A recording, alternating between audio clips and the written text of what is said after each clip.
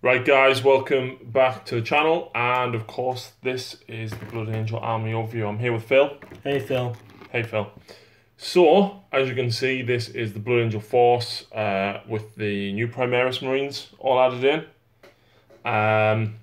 Yeah, I think there was 14,300 points, which is less than what it was in 7th before I added the Primaris, Phil. Oh. And interestingly enough, that since taking these pictures and doing the overview, I've actually gone back and redone all the OSL for the plasma and the headlights and all the jetpacks as well. Oh. So, yeah, there's quite a lot here. The Marines themselves are from the 4th Company. You'll see some of them have got the green blood drops painted on their shoulders. And of course, I've got quite a lot of veterans from the 1st Company. And then the Primaris Marines, which have made up the rest of the 4th Company. So, yeah, we've got an air wing, which has expanded since this picture. We've got basically an armoured company. We've got plenty of veterans, lots of dreadnoughts, lots of assault marines, quite a vast death company, and of course, a large portion of the Archangel Strike Force themselves. Oh. So, let's have a look at closer detail. So here we go in the first picture. We've got the Lord Commander Dante himself. We've got his loyal Sanguinary Guard. What's the Commander Dante equipped with? Ah, that's right, plot armor. thick plot armor. Someone is a bit bitter. Bitter. And of course we've got the Sanguine Ancient there on the left hand side. Sanguinola. No, he's not painted yet. Sanguinola.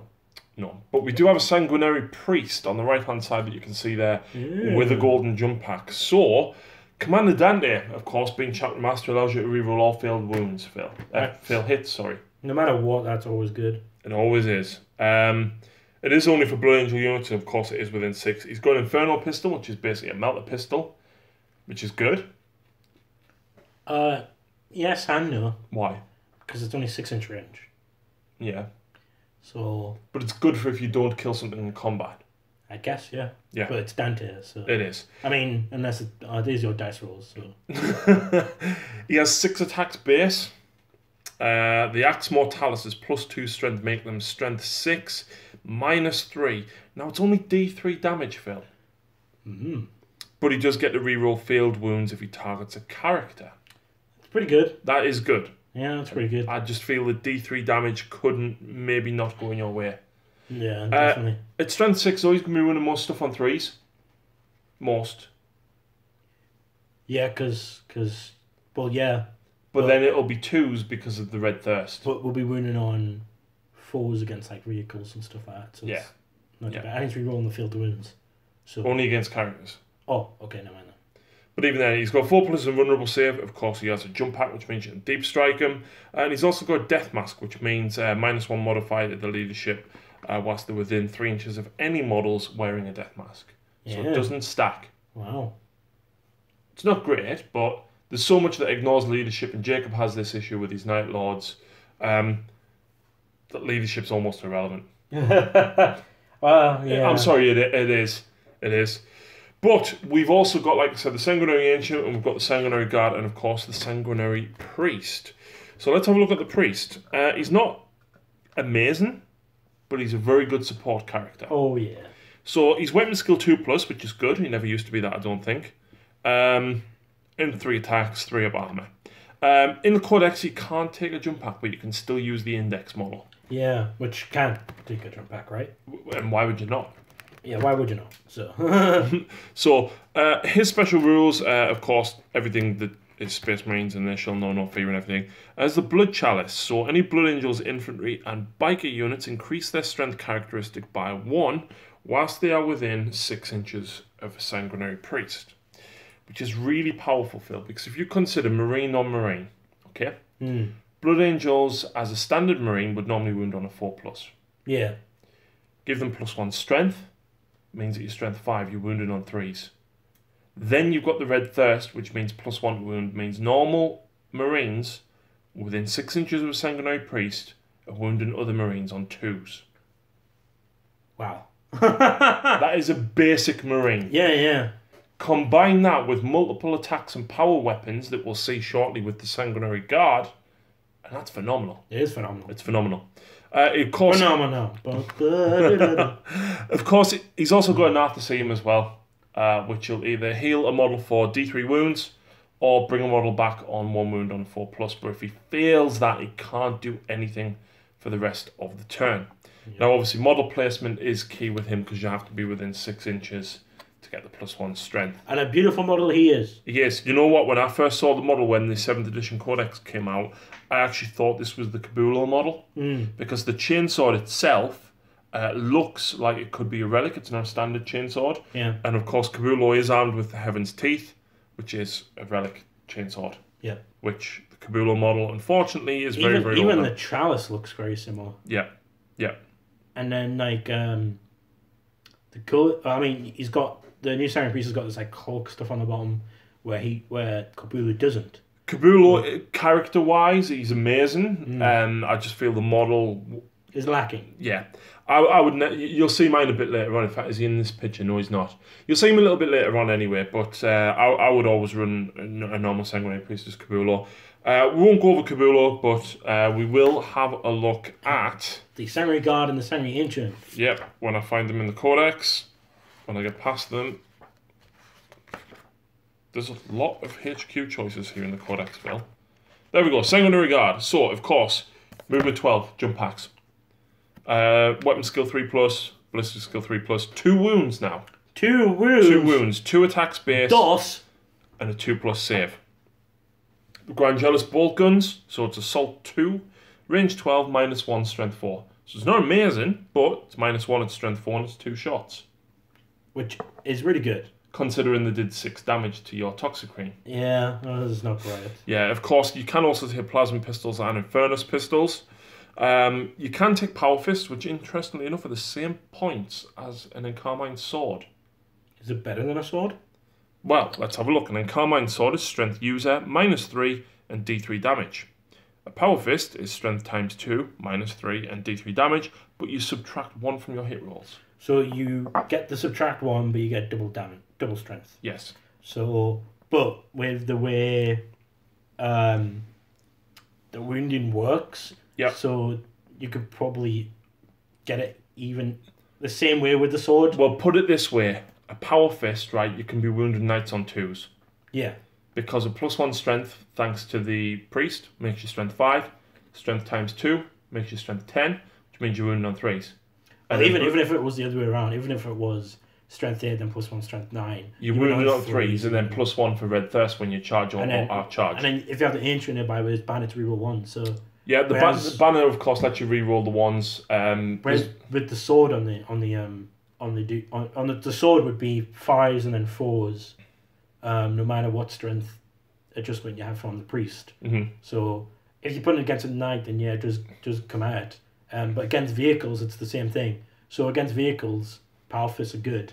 Yeah. But you're not going to be wounded as well with the swords. But you won't have that -1 either. No. So, yeah. But I think if you got Dante nearby with a reroll failed hits, Power Fists might just be better. Well, it doesn't even need to be Dante because Sanguinary Guard can reroll failed hits if they're within 6 inches of your Warlord. Yeah, so that could be anyone. Yeah. It means that you can split Dante off somewhere else with a different dedicated close combat unit or even a shooter unit and put your Warlord in close combat, like Slamguinius. Yeah, Slamguinius. Slamguinius. So yeah, they also have death masks, but obviously if Dante is with them, there's no reason to take them really. Yeah. So, and of course they've got Jump Pack Assault. Basically, to make these a bit of a Death Star, of course the Ancient can be built exactly the same way as a normal Sanguinary Guard. I do think that it's not wise to just do loads of units of Sanguinary Guard. I think it is wise to do Death Star-like tactics. Yeah. Like, I've only got 9. I would love to have a couple of more, just, 12, 15 maybe. Combine them with your Warlord or Dante. You need the Priest nearby, and then you need the Ancient nearby. It's a lot of points, and you need 3 characters to buff them. But my God, if you're hitting on 3s, re-rolling, and then if you're getting the 2 wounding on 2s, re-rolling the 1s because of the Ancient. In addition to this, Phil, obviously the Priest is going to keep them alive longer because he's going to be able to heal them and bring models back. in addition to this, right, there's 2 other things that you can do to make them Goodness nasty. me. Yeah, Librarians. Librarian. Unleash Rage gives them an extra attack. Yeah. And then, of course, you could also use Shield of Sanguinius to give them a 5+ invulnerable.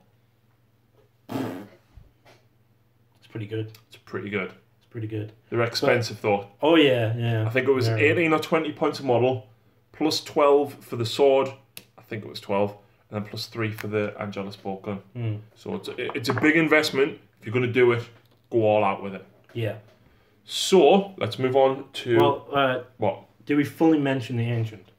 Well, we don't need to. He's a Sanguinary Guard that happens to carry... yes.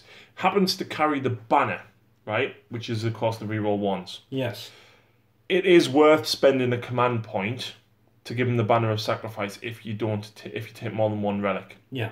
Because the Banner of Sacrifice gives everything within 6 inches of 5-up feel no pain as well. So imagine that, a 2+ armor save, with a 5-up invulnerable, with a 5-up feel no pain, and then your priest's bringing them back. It's powerful. It is very powerful. It's powerful. It is. So whilst on the subject of jump packs, let's have a look at the Vanguard veterans. Now, what we forgot to mention with the Sanguinary Guard is, of course, the stratagem that allows you to charge 3d6. Which is really good. It is. You can't declare more than 12 inches away, but 3d6 average should be 10. And then, of course, command point reroll if you absolutely have to, but you should make a 9 on 3 dice. Yeah. But Vanguard veterans, I like them. I want to like them a lot. And I think with Lightning Claws, you have to be careful of the way modifiers work, though, Phil. Yeah. Because Lightning Claws are very good. It's an interesting day when Lightning Claw Vanguards are better in Blood Angel armies now than they are in Raven Guard. Yes. It's pretty funny. So yeah, suck it, Corax. Where's your Legion now, huh? You puny little degrading Legion. So, of course, Thunderhammer Storm Shields they're pretty good. Storm Shields came down in points, as did Thunderhammers. Yeah. They hit hard. You know, you're going to be swinging at strength 8 if you've got a priest nearby, strength 9, which means you're wounding on 3s or 2s. And then, of course, +1. Still an expensive unit, though. Still an expensive unit, yeah. Because by the time you pay for the jump pack and the Thunderhammer and Storm Shield, it's not cheap. They've only got 1 wound, and they're only 3 up armor. Yeah. So not as survivable as the Sanguinary Guard. But weight of attacks against hordes is where these guys will excel. Because your Sanguinary Guard have got D3 damage on their weapons, these guys, I feel, or at least I feel, Lightning Claws is the way to go with them. So they've got 2 attacks base. So they've got 2 attacks base. But you get an extra 1 for 2 Lightning Claws. You get an extra 1 for 2 Lightning Claws. I don't think it's worth it to go 1 Lightning Claw and a shield. No. But I think it might...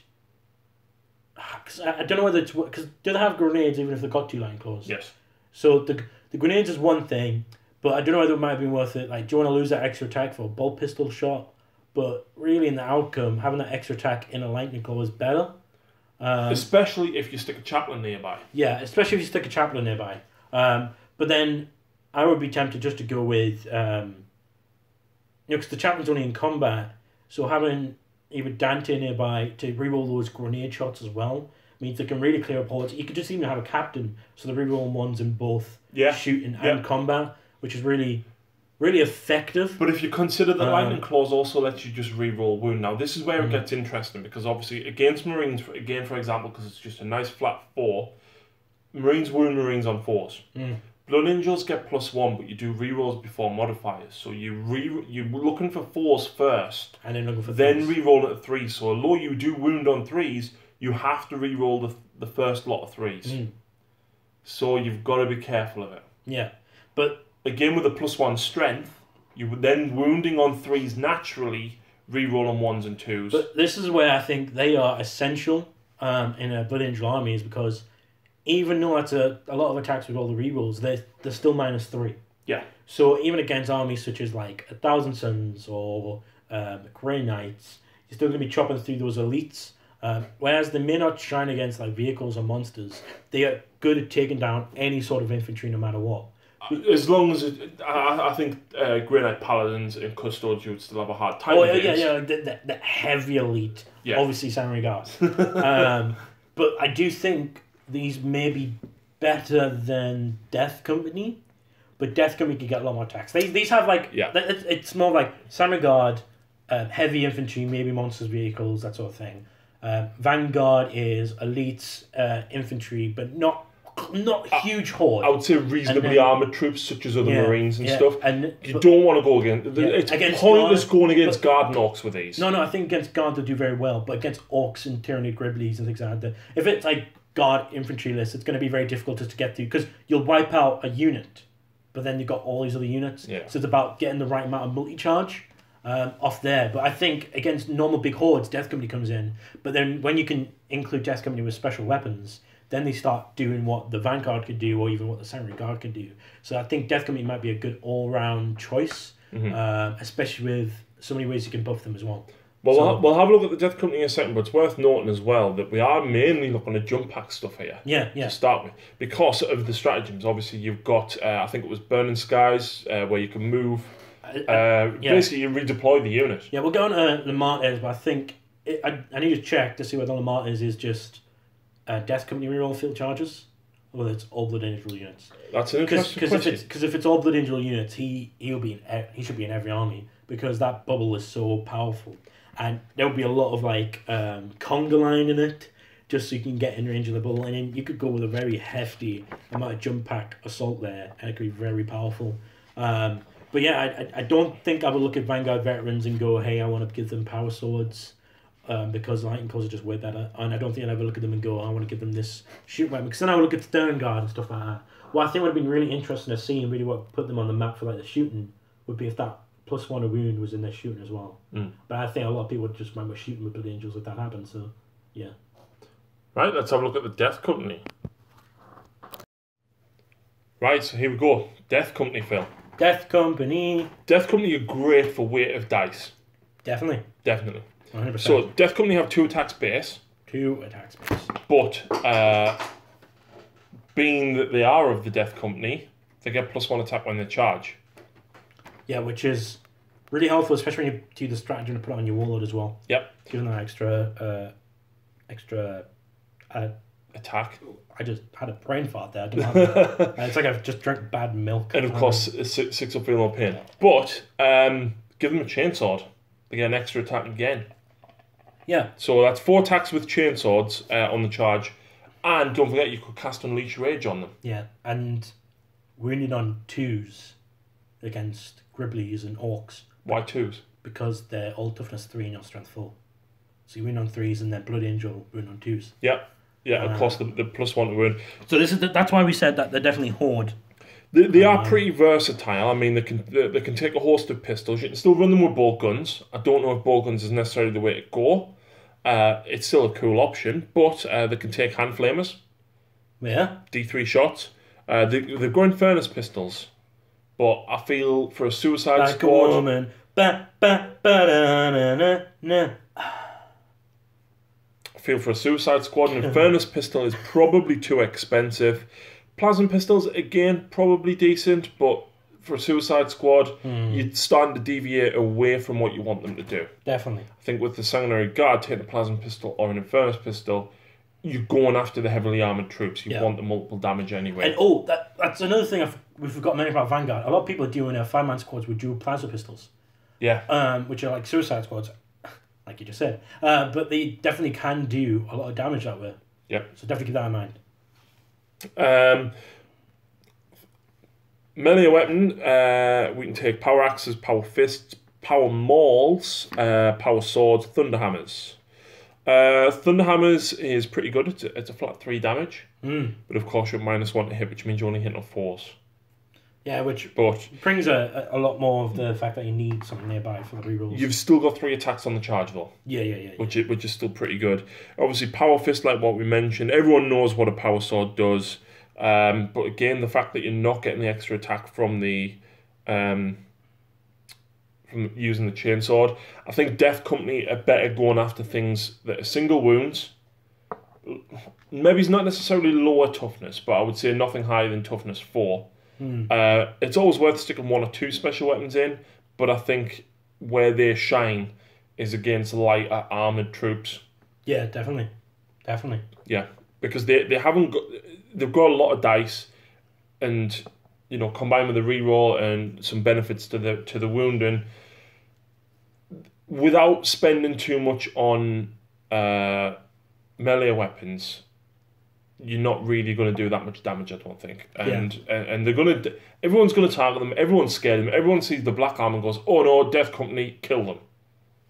Definitely. And that's the problem, because they're just normal Marines. Yeah, with a 6-up feel no pain. Yeah, so they're not... And I think... this is why I think 6-up feel no pain is... Well, apart from it insane rolls my Leviathan. It benefits Leviathan more because you've got multiple wound monsters. Yeah. Whereas with like these 1 wound stuff and like 2 wound stuff, it's not really going to come in that much effectiveness. So that's where like an apothecary comes in. But the fact that only 1 wound with 3-up armor means a lot more is going to die, which means the apothecary can only bring 1 back. So I wish the apothecaries with that sort of unit would be more of like a D3, which could be really powerful, but actually keeps them more in the game. And I think they need to do that because there's a lot of units like Terminators, for example, that are showing to be these really resilient units that are really hard to get through that just disappear so quickly. Yeah. So I feel like they need to add something in there. And I think 5 Feel No Pain is very... 5-up would have been really good on them. It's really decent, just they didn't do it. Whereas like stuff like... If you get hit with an auto cannon, for example, it's 2 damage. The chances of rolling a double 6 after you fail that armor save is nigh on impossible. Yeah. It's 1 in 36 chance. And I just feel if you'd got a 5-up, it would have been so much better. You got 4 armor save and then you got double 6 per dude, and it's just not going. It's not going to happen. It's not going to happen. But we do have a couple of things that can help them out. Yeah. We've got Astaroth and we've got Lamartes. Hey. So let's have a look at Astaroth first. Astaroth, interestingly enough, is only about 14 points more than Lamartes. So, Astaroth, of course, jump pack, ballistic skill and weapon skill 2+. Of course, remember to shoot that ball pistol or throw that grenade. But why would you ever shoot a ball pistol if you could throw a crack grenade, Phil? Because the ball pistol is 12 inches. Well, but you know what I mean. So he's got 5 wounds, 4 attacks. He's got artificer armor, and of course he has not an Iron Halo, is it Rosarius? Iron Halo. Iron Halo. Helio. So he's got Rosarius for a 4+ invulnerable. We've got Redeemer of the Lost. All friendly Blood Angel units within 6 inches of Astaroth can use his leadership instead of their own. In addition, Death Company units automatically pass morale if they're within 6. Whoa! Well, Death Company used to be fearless anyway, and Phil is wrecking the joint. Of course, he's got Jump Pack Assault, which means you can deep strike him. Litanies of Hate. You can reroll failed hit rolls in the fight phase for friendly Blood Angels within 6. So he's a chaplain. However, you've got Massive Doom. So once per battle, at the start of your movement phase, Astaroth can chant the Mass of Doom. Roll a d6 for each friendly Blood Angel infantry unit within 6. So don't forget, if you've got Vanguard, Sanguinary Guard, and Death Company all in a big circle. So, if you roll a 1, the unit suffers a mortal wound. If you roll a 2 to 5, you can add 1 to the hit rolls. Which is really good. Because then you're hitting on 2s, rerolling 1s with a captain. Yep. Or you can cancel out the negative modifiers for heavy weapons. And then I think number 6 is amazing, but it's so sad that it's just on 6. Yeah. You can add 1 to the hit rolls made for this unit in the fight phase until the end of your turn. In addition, you gain a 4+ invulnerable save to the end of your turn. That's huge. That's huge. But it's only the end of your turn. So if you kill something in combat, you stood there not doing anything anyway. So it's nice, but it's not great. And the fact that it helps against like Overwatch and that. Yeah, true. Then we've got Lamartes. Sorry, I forgot to mention Astaroth's Axe, the Executioner. Which is the same as Dante's. But each time you cause a wound roll, instead of rerolling against characters, each time you cause a wound roll of a 6+ for this weapon, it causes 3 damage instead of D3. So which is flat. Arguably better. Yeah. I would say it is better. Yeah. Suck it, Dante. But I think Dante's got more attacks, right? Dante has 6 attacks, so yeah. We've got Lamartes next. So he's weapon skill 2+, ballistic skill 3+, 5 attacks, 4 wounds. He's only got a 3 armor save though. It's just standard power armor. Of course, remember to fire that bolt pistol or throw that crack grenade. So he's got the Blood Crozius even. +2 strength, -2 AP, D3 damage. So it's almost the same as the Axe Mortalis and the Executioner's Axe. Yes. Almost. However, Lamartes has a few special rules. Fury Unbound. You can reroll failed charge rolls and hit rolls in the fight phase for friendly Death Company units within 6 inches of Lamaitis. So it's only Death Company, Phil. Which is sad. Yeah. I guess. Because it would be really helpful if it was for other units, yeah. Because why would you then not take him? Yeah. Guardian of the Lost, so all Death Company can use his leadership. So not fearless like what Astaroth makes them. And then, of course, you've got Jump Pack Assault, and he has a Rosarius as well. Yeah, but his leadership is 9. So as soon as you lost 4 dudes on a 6, you're failing, re-rolling for a 6. Yeah. Interestingly enough, he does have the Death Company special rule, so he would have 6 attacks on the charge. Yeah. And was it +1 strength? Which means I would definitely say he could probably tank a whole unit himself. Yeah, he's pretty good. He's not great, he's not bad. Points for point, Astaroth's 14 points more than the Martyrs. Which one would you go for? The Martyrs, the reroll field charges is just too needed. You probably see it in the battle report where I feel both Death Company units failed the charge against Phil, and it's a shame because it would have been good. Yeah, and it's needed, and although the +1 hit is needed as well, I think the Martyrs is needed more. And if you could take both, take both. Yeah. So definitely that sort of situation, in my opinion. We've got one more Death Company character here, Tycho the Lost. Tycho the Lost. So, of course, this is Captain Tycho as he was initiated into the Death Company. So he's he's pretty much the same as what the Captain variant is, apart from he doesn't give the reroll 1 bubbles. However, Tycho the Lost can make an additional D3 attacks against Orcs. He still has his 4-point vulnerable save, but Tycho the Lost has the Death Company roll. So he gets his 6 up feel no pain, and he'll get 5 attacks. Of course, he's still got Blood Song, which is a master-crafted bolt gun, and a combi melter. So, of course, you can rapid fire the bolt gun and shoot the melter. Bolt gun, -1, 2 damage. Interestingly enough, they brought Dead Man's Hand back for him, which is his Golden Glove. Golden Glove. So his melee attacks are -2 AP for 1 damage. We've also got the Sanguinary Novitiate there on the right-hand side that you can see. It's basically it's an apothecary, basically. He used to be in the command squad. Now they split him off and he's separate. So if you can't afford a full Sanguinary Priest, or you just want, that extra cheap elite slot, there you go. There's a Novitiate. Right, so here we go. This is basically the veterans. You can see Kabulo there on the right-hand side. We've got Tycho on the left. Joker's to the right. Here I am, stuck in the middle with you. Stuck in the middle with you. So, Captain Tycho. Now, obviously, as a captain, he does let you reroll once. Does he? He does. No, He's not bad. He's still got Blood Song, which is a mastercrafted bolt gun combi melter. Didn't we just talk about Tycho? That was Tycho the Lost. Oh. This is Captain Tycho. There's 2 Tychos? There's 2 Tychos. 2 Tychos? There, look, you can see them both in the picture there. Oh, gosh. Black one, gold one.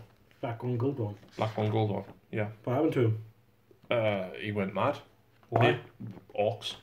Orcs? Yeah. What did they do? He got enraged with them and decided to chase them down and hunt them and kill them. And then Why? Everyone loves orcs.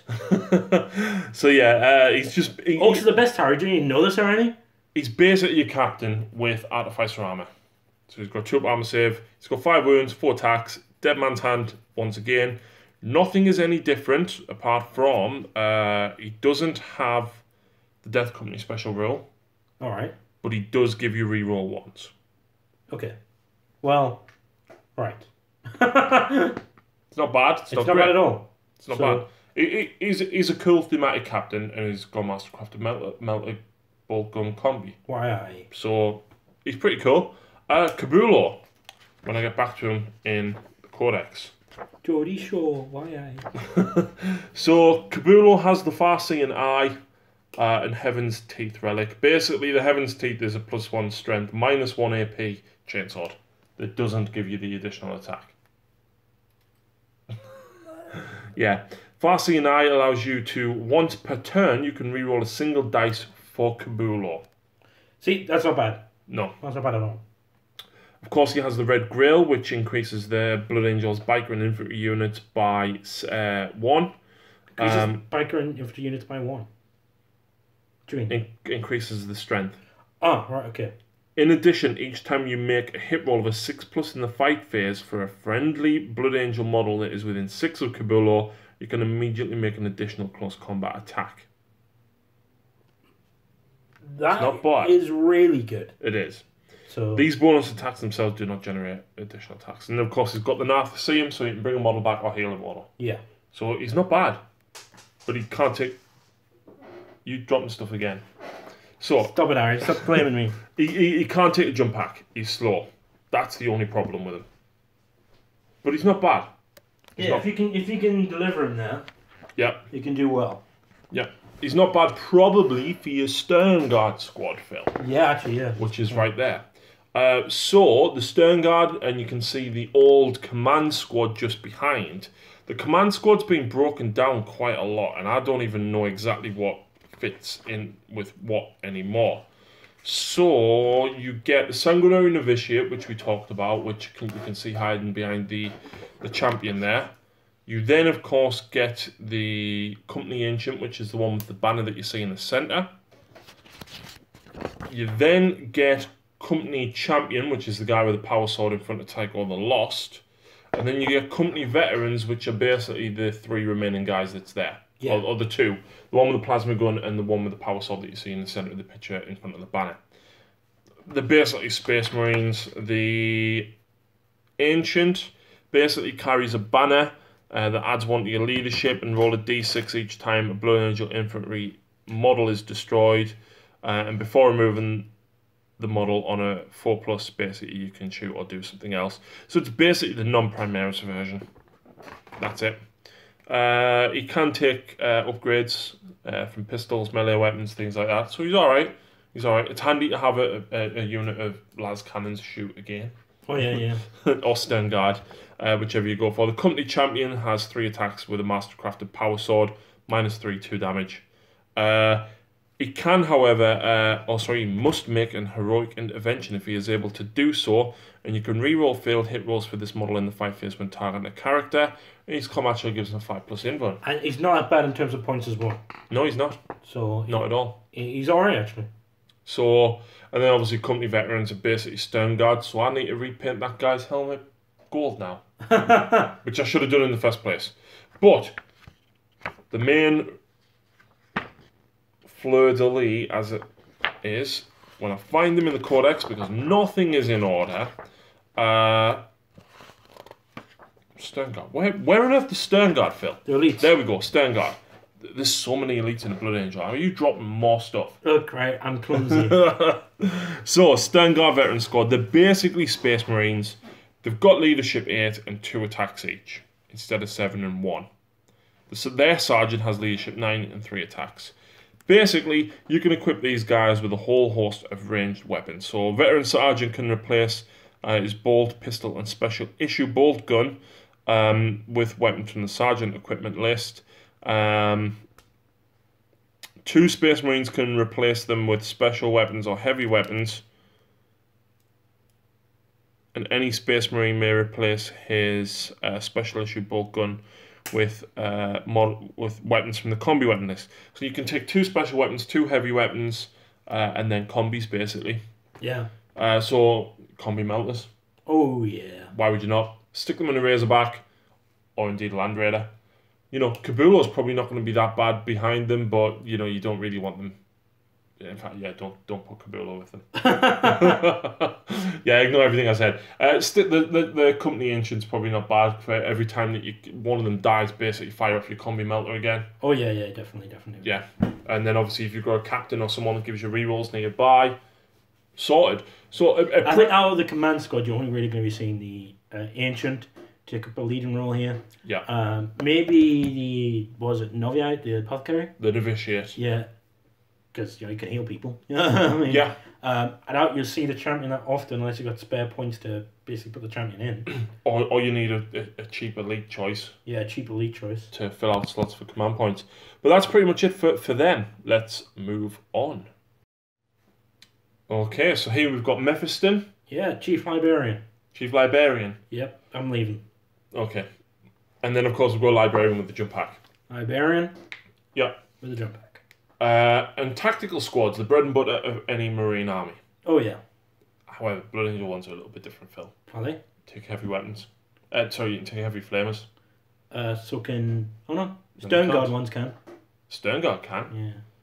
But Blood Angel Tactical Marines can Which take is heavy fine, because flamers. I wanted to get the Pyro class with Salamanders and use them as Devastator squads. I thought, I can't do that, I just use them as Sternguards. But you're going to put 2 in? Do you know what's really cool now, though? Blood Angel Devastator squads can take heavy weapons, heavy flamers. Yeah. 4 heavy flamers, mate. Yeah. Which is really good. Yeah, you just got to deliver them. Yeah. That's the only issue with them. So, Librarians. Let's talk about Librarians. You can see the Librarian Dreadnought in the back there. We won't go in detail with the other Dreadnoughts, but we will have a look at him. Yeah. So, Psychic powers, I think, first of all, we should take a look at, because the Psychic powers for the Blood Angels, I don't know, they're very mixed. I think some of them are very good. I think some of them are decent. I think others aren't so good. Yeah. When I find them. I got the back somehow. There we go. So we've got Quickening. Has a warp charge value of 7, and if manifested, you can add 3 to the advance and charge rolls made for the Psyker and make D3 additional attacks with them in the next until your next Psychic phase. So first of all, +3 to your charge. +3. +3. It's Which is brilliant. Yeah, definitely very brilliant. But the extra move. What extra move? Quickening. Oh no, sorry, that's something else. Yeah. D3 extra attacks. D3 stats +3 to your charge, brilliant on it. You put that on a combat monster, it's great. Yeah. Mephiston or the Librarian Dreadnought. Yeah. Because then you're getting a lot more attacks. Their attacks hit hard and they do a lot of damage. Definitely. But yeah, combine that with another power that we'll get to. Well, let's go to it now. Wings of Sanguinius has a warp charge value of 5. Very, very, 5. very, very cheap. Yes. If manifested, the Psyker can immediately move as if it was the movement phase, but his move characteristic is increased to 12. And he gains the fly keyword until the start of your next Psychic phase. It's better than warp time. In addition, whilst this power is in effect, you can reroll failed charges with +3 from Quickening. Yeah, it's so good. But not just that, how about Mephiston charging your Corvus Blackstar or Yeah, it's crazy Storm good. Raven? Like that unit, you should need Mephiston as that unit, or the Librarian Dreadnought in like next to every army, in my opinion. It's so good. Do you know what I need? I need some gargoyle wings or something to stick on Mephiston's back and paint them blood red so that we can like fly all over and like hack down Storm Ravens. Yeah. Have you got any spare gargoyle wings, Phil? Nope. You got pink glitter on your face again? You kidding? No. So yeah, Wings of Sanguinius is phenomenal. Obviously, give that to a Librarian Dreadnought and then cast Quickening on him. Oh yeah. And that Force Halberd alone is some serious work. Yeah. And then giving +1 damage means you're doing 4 damage per attack at -3 or 4. Yeah. You know, you strength 10 with that, so you wounding more stuff on 3s, and then +1 because Blood Angels means you're wounding on 2s. Yeah, that Librarian Dreadnought can become very, very tasty if you get them powers off. Very tasty. Very tasty indeed. Quickening and Wings of Sanguinius, though, can only be cast on yourself. Yeah. So, normal Librarian, nah, you don't want to put them on. Your normal Librarian is not to do these 2 on. You want Mephiston or your Libby Dread. Yeah. Absolutely, because of how much damage they dish out. What you want your normal Librarian to do is cast Unleash Rage. Basically, it's Warp Charge 6, pick a friendly Blood Angel unit within 12, and you get +1 attack. Yeah. Death Company. Very good. Very Death Vanguard Company. Vets. Vanguard Vets. Sanguinary Guard. Sanguinary Guard. Yep. Why would you not? Shield of Sanguinius. 5+ invulnerable. Give it to any one of them units. Not just that either. You could totally go with, alright kid, this guy, he's playing Ultramarines, he's got a very large shooty force. I'm Blood Angels, I've got a lot of combat, but I've got a very small shooty force. I want to keep this Land Raider Terminus alive if I've been vulnerable. Or even on the Predator, right? Because you could put on any unit. Any Blood Angel unit, yeah. Yeah. So you want to keep them alive, you can do that. You can do it Dreadnought. You could do it to, or you could do it to like a Blood Angel 4-draw vehicle. Fire Raptor, you know? That would have been helpful, mine, wouldn't it? Yeah, rub it in. Yeah. But like, it's the fact that that's not only just for infantry, so don't just think about infantry for that one, but also think about a unit that is going to be targeted. Yeah. And shooting like scouts, like it just keeps something alive longer, and it's a really good choice. Absolutely, and then obviously if they're backed up in addition to that with the banner of sacrifice, and then of course a priest to bring them back, good luck shifting them. Yeah, definitely. 100%. And he's dropping stuff again. 100%. So we've then got Blood Boil. It's just warp charge value of 6. Select a visible enemy unit within 6 of the Psyker. Roll 2d6, and if the total exceeds the highest toughness characteristic in the unit suffers d3 mortal wounds. If the total rolled is more than double, it suffers 3 mortal wounds instead. Which, it's alright. It's alright, but you've got to go for, It wouldn't be your first choice. No. It's handy against Terminators. Because you're toughness 4. Anything toughness 4, I think, you've got a reasonable chance then of rolling double. You've then got Bloodlance, which is a warp charge value of 6. Again, most of the Blood Angel ones are very, very cheap, Phil. They're all 6, Quickening is 7, Wings is 5. Yeah. But Blood Lance, select a visible enemy unit within 12 and draw a line between that model and the Psyker. Roll a d6 for every model, not unit, the centre line passes over, and for each roll of a 5+, the unit suffers a mortal wound. Very, very situational. Very. Not great. So obviously, Quickening and Wings of Sanguinius are the ones that you want to cast on Mephiston or the Librarian Dreadnought. Unleash Rage and Shield, you want your other Librarian to cast as well. To buff your units, basically. Mephiston, though. Mephiston is a beast, Phil. Is he? He is a beast. Why? Tell us the story. Movement 7. Weapon skill 2+, ballistic skill 2+, strength and toughness 5, 5 wounds, 2+ armor save. Of course, he's got his plasma pistol. He's got a sanguine sword, which is strength times 2.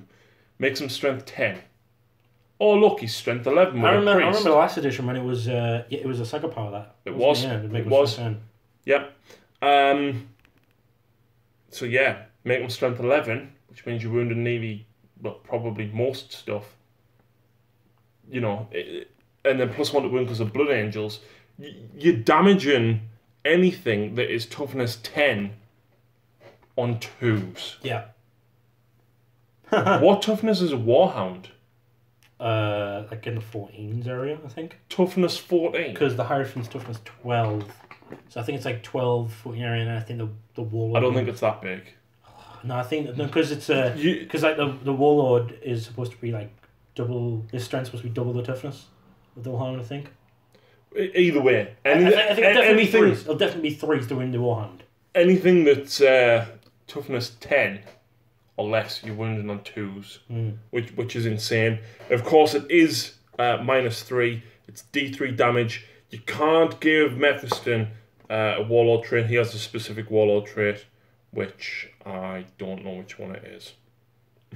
Lord of Death, he does have. Roll a d6 each time Mephiston loses a wound, and he ignores it on a 5+, because he is the Lord of Death. Lord of Death. Yep. You can add 1 to deny the witch tests for Librarian against enemy psychers that are within 12 of him. So the closer they are, the better chance he's got to deny them. His Warlord trait is you always fight first and the fight first and feed in charge. If enemy has units that are charged, has similar ability, then alternate choosing the fight first, start with the player who turn it is. Yeah. So he always goes first, no matter what. Which isn't bad. He can cast 2 psychic powers and attempt to deny 2 as well. He knows Smite and 3 powers from the Sanguinary Discipline. So you can pick 3. Which, if anyone's got any sense about it, it would be Wings, Quickening, and maybe Unleash. Unleash Rage or shield, because he doesn't have an invulnerable. Yep. That's the only problem. The Librarian Dreadnought, though. Movement 6, weapon skill 2+, ballistic skill 3+, strength 6, toughness 7, 8 wounds, only 3 attacks, and a 3+ save. However, he can take a heavy flamer or melter gun. And then he has to take a Furioso Fist. Interestingly enough, Phil, the Furioso Fist is 40 points. It's strength times 2, which makes your strength 12, minus 3 and 3 damage. However, the Force Halberd, which is free, is plus 4 strength, making your strength 10, minus 4 and 3 damage. Why would you use the Fist unless you're going against something toughness 10 or above? In case you go against something toughness 10 or above. You can't even name anything toughness 10 or above other than the Hierophant. I think Scabathax is toughness 9. Right, yeah. And then there's a power to make him plus 1 toughness. Right, fair enough. Which is apparently rumoured. And that's the only thing I can name, Harry. So I just want to prove you wrong. I can't name one, Harry. Deal. Yeah, I can name one. That would make him strength 12, wounding on 3s. Obviously, Blood Angels means he'd be wounding on 2s with the Fist. Yeah. But with the Force Halberd, you'd be wounding on 4s. Plus 1, you'd be wounding on 3s, but it's minus 4, 3 damage. Swings and roundabouts when you get up to that level. Yeah. However, he can take all those psychic powers that we just discussed, which makes him a beast. In particular with Fly. He's got smoke launchers as well. He can cast 2 psychic powers, and it can only attempt to deny 1. He knows Smite and 2 other powers. There's absolutely no reason not to give him wings and quickening. Yeah. If you give him the Warlord Trait for plus 1 damage, that's a 4 damage halberd that you've got at minus 4, which means you're dropping Land Raiders to a 6-up save, and Storm Ravens don't have a save at all. Hmm. And I think, correct us if I'm wrong, but I think Crimson Hunters have 12 wounds. You can kill a Crimson Hunter with 3 attacks. Yeah. So you're hitting on 2s and then wounded on 2s. With 3, obviously with D3 if you get quickening off. And of course you can charge with plus 3, re-rolling. Yeah. So really powerful. It's brutal. It's brutal. It's brutal. Brutal. And then of course the tactical marines, we mentioned them earlier. You know, rapid fire bolt guns, if you're re-rolling hits, you can take a special weapon. Your sergeant can be kitted out with nearly anything, and you can take heavy flamers. Very good troops on the ground though. Like they are good feet on the ground type situation. Obviously, very good. Rapid fire bolt guns, and don't be frightened to charge them because you re-roll, you're wounding on 3s. Yeah. Against marines and anything that's toughness 4. But it also means that you're wounding anything up to toughness 7 on 4s instead of 5s. Yeah. So don't rule out tactical marines. They are the bread and butter.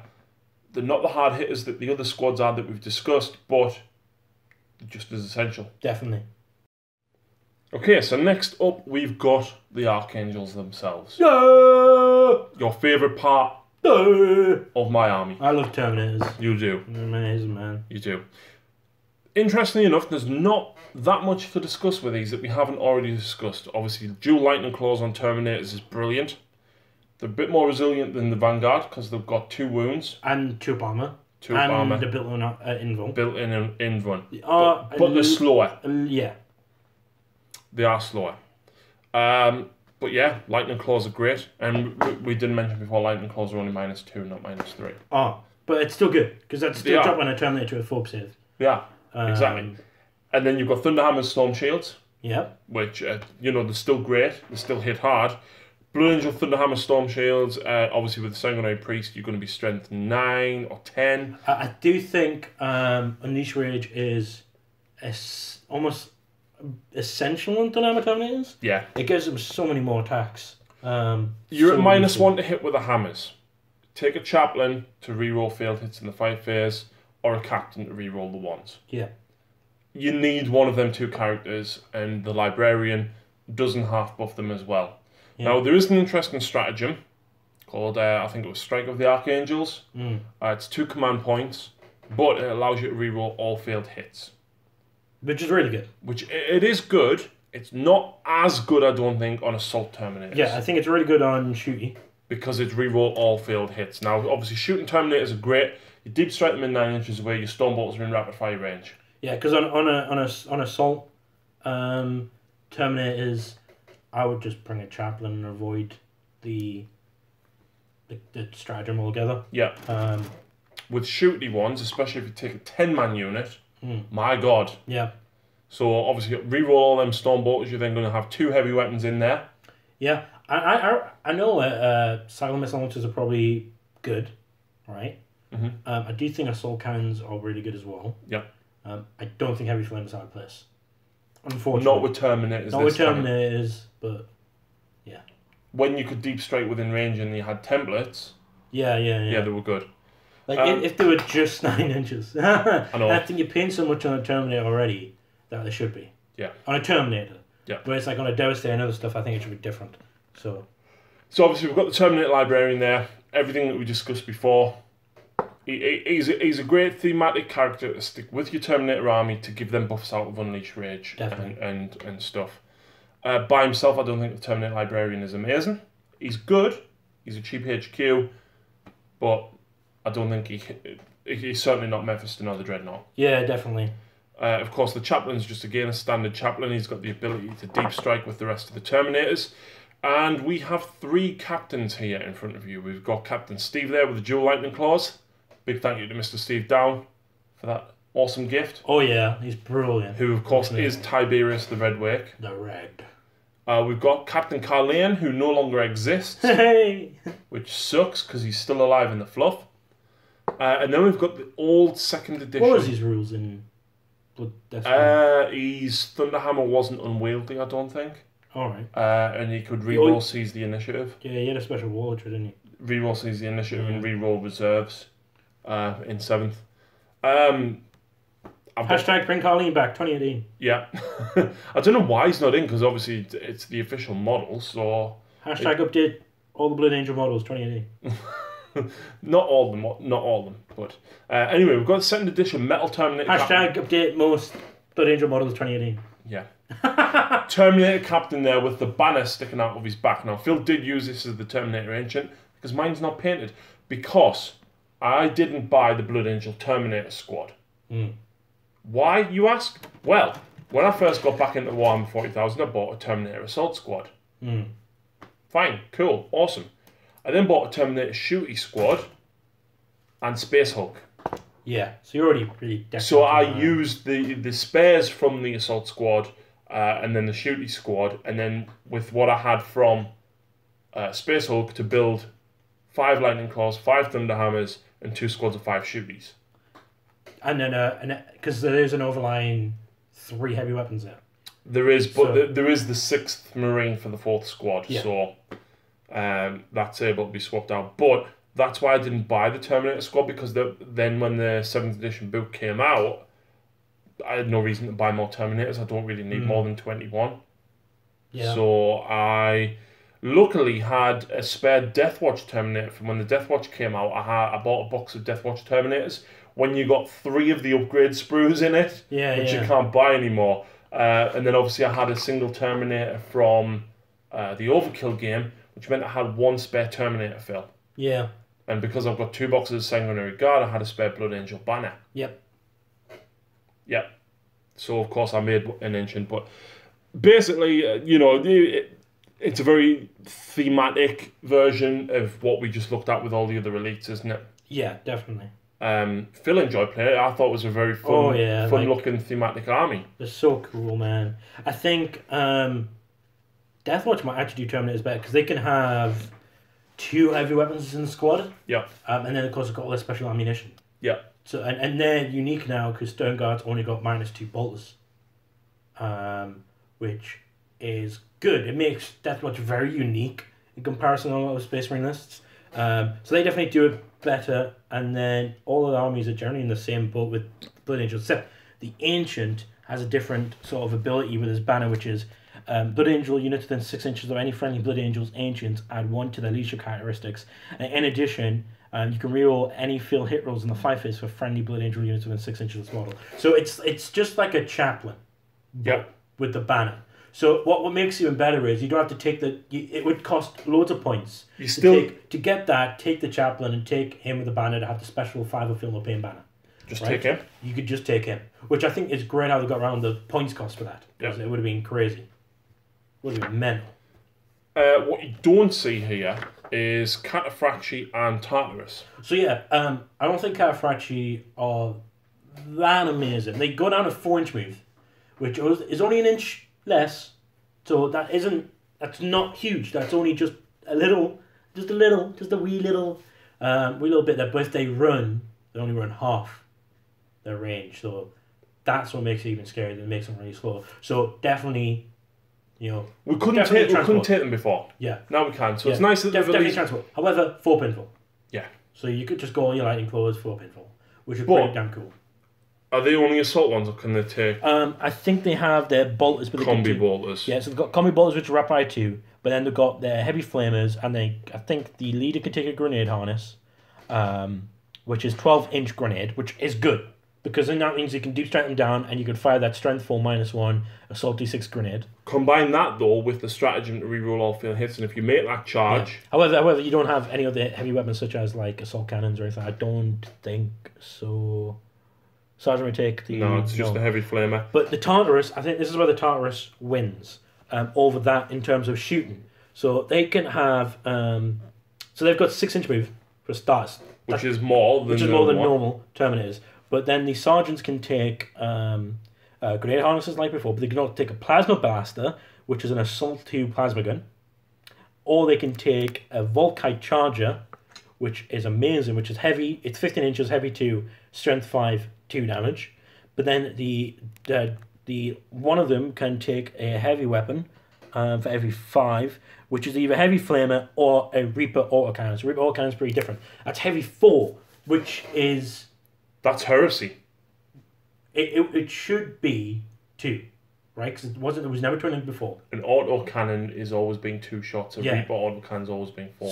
So but a Reaper autocannon was only ever available to Chaos. Yes. So having that 4-shot strength 7 -1, 1 damage weapon, and maybe even the Volkite or the Plasma Blaster is good. It's just different weapons, different weapons that can come in really useful. But they've got the 5-pinfall and they've got the teleport. So really just got extra move, they've got access to the Grenade Harness, Volkite Charger or Plasma Blaster, and then a Reaper autocannon. Yeah. That's cool. And then the faster as well.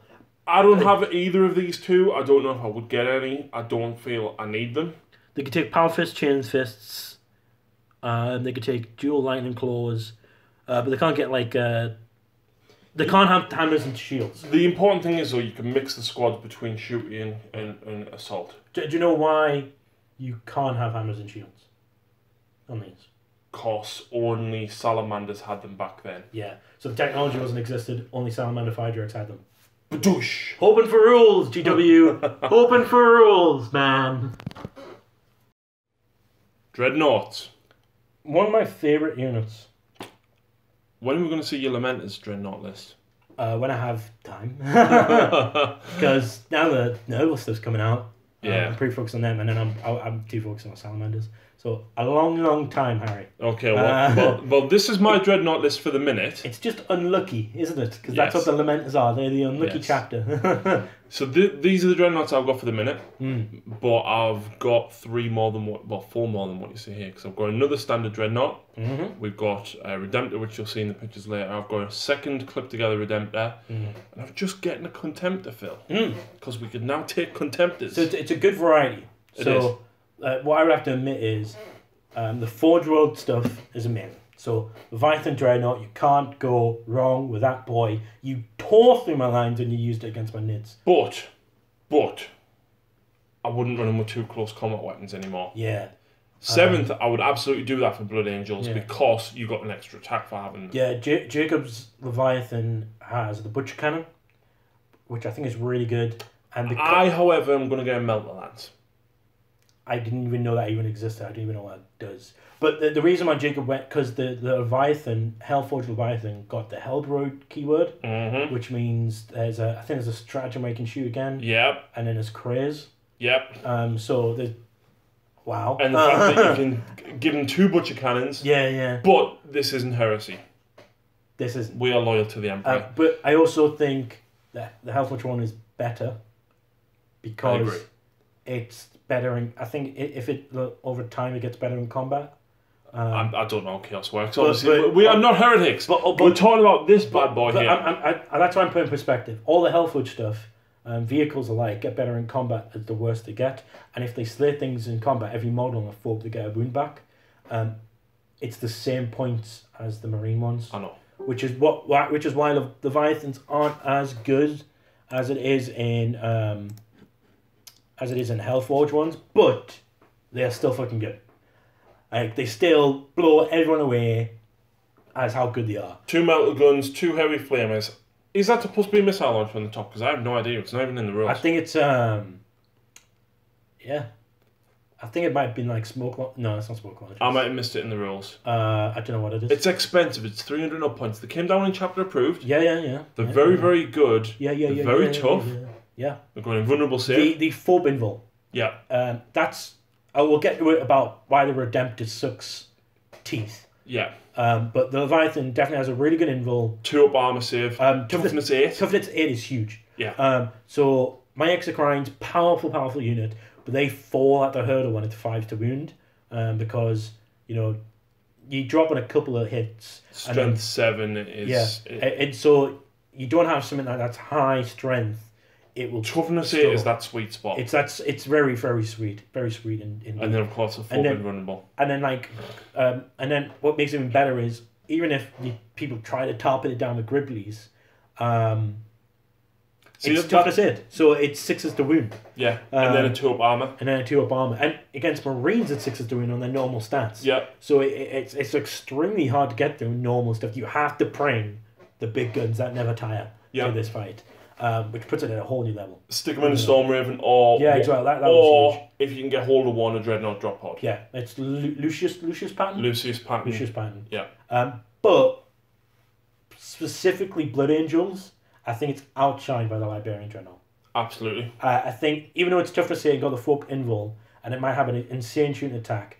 That Leviathan Dreadnought,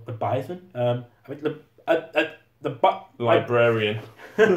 Dreadnought. I should retake like how to speak English. Like that should be a class. The thing is with the Librarian Dreadnought, you've got to get your sight powers off. Oh yeah. The Leviathan is tough all the time. Yeah. But he's slow. Get him where he needs to go, and he's fantastic. Definitely. Absolutely brilliant. And then everything that everyone's saying, even in Chaos Armies or things like that, is the normal Dreadnoughts are good. And I'm there, and I'm like, okay, yeah, I can get on board with that. They're cheap, they can get it done. But I think for the same amount of points, you can have like a las spread, right? But I think it's like 130, 150 points for like a dual las cannon Dreadnought, and it comes close to 200 for a las spread. Yeah. But you also got that combat ability on the Dread as well. So you need to keep that in mind. Plus, the normal people say the normal Dreadnoughts are good, but they consider the Hellboots better because of the career stuff and things like that. And with these Dreadnoughts, they get the Blood Angel rule, which is to help them with combat. So the shooting aspect of these guys isn't to shout. No, you want them in combat because you're gonna be wounding even Land Raiders on 2s. Yeah, so that's why the Venerable ones and the Furioso ones are better. So the Furioso one has a Blood Angel specific weapon, which is the frag cannon. Yeah. Which is really going to get in close. But it's not the same as a Deathwatch frag cannon. No, it's not. And it should be. Debated. I always argued in 7th that it should be, right? I think it needs to be one or the other. Either Blood Angels needs to lose it, and it needs to go on the Deathwatch, or the out of 3. It just needs to be the same weapon. It's either the same. I think it needs to be more because that's a Dreadnought carrying it, right? Yeah, not a man. You need to get access to frag cannons, and then Deathwatch actually having frag cannons need to get access to this, and then there we go. We can share them, right? Yeah. And I think that would sort everything out. But I think this is where it could really shine for the Furioso with the frag cannon. Furioso's interesting though because obviously you can take dual blood talons, which means you can reroll failed hit and wound rolls for this weapon. It's strength 10 minus 2/3 damage, rerolling hits and wounds with 4 attacks. Yeah. Or the Furioso fist is strength times 2, which is 12, which means again you're wounding on 2s, minus 3 flat 3 damage, and you can reroll failed hits when attacking with the weapons. So it's absolutely fantastic. It's a great model. It's not even that expensive, and I think frag cannons, unfortunately, because they're only range 8, this suffers from the same as Leviathan. It's not close enough to do the damage. You've got to deliver it. Yeah. But otherwise, a fantastically great model. Yeah, and then the Death Company one is also pretty up there because it's Death Company, so it gets extra attack on the charge. Yeah. And I think it has the same sort of weapons in combat. It has dual blood talons. When I find it, Death Company Dreadnought. Yeah, so you can take the dual blood talons. You can take dual Furioso fists, Melter Gun, Stormbolt, a Heavy Flamer. The fact is, it comes with 4 attacks base. It gets +1 on the charge. But it gets +1 attack on the charge. But the Magma Grapple is also really good, which is add 2 to your charge roll when you charge our vehicles. Yep. And you can consolidate 6 inches. Yes, which is amazing. That one's really, really good. Because you can tie another vehicle up with it. Yeah. Oh, look, I've just charged this vehicle with +2. Oh, look, I've just destroyed this vehicle. Oh, look, I'm consolidating 6 into your next vehicle. Definitely. Now, the next one I think we should talk about is Redemptor. This guy works better as a turret. It's not pictured here, but you'll see it a little bit later on. Interestingly enough, there's also normal Dreadnought there in the background, and that's the Venerable next to it. I don't think Blue Angels can take Venerables.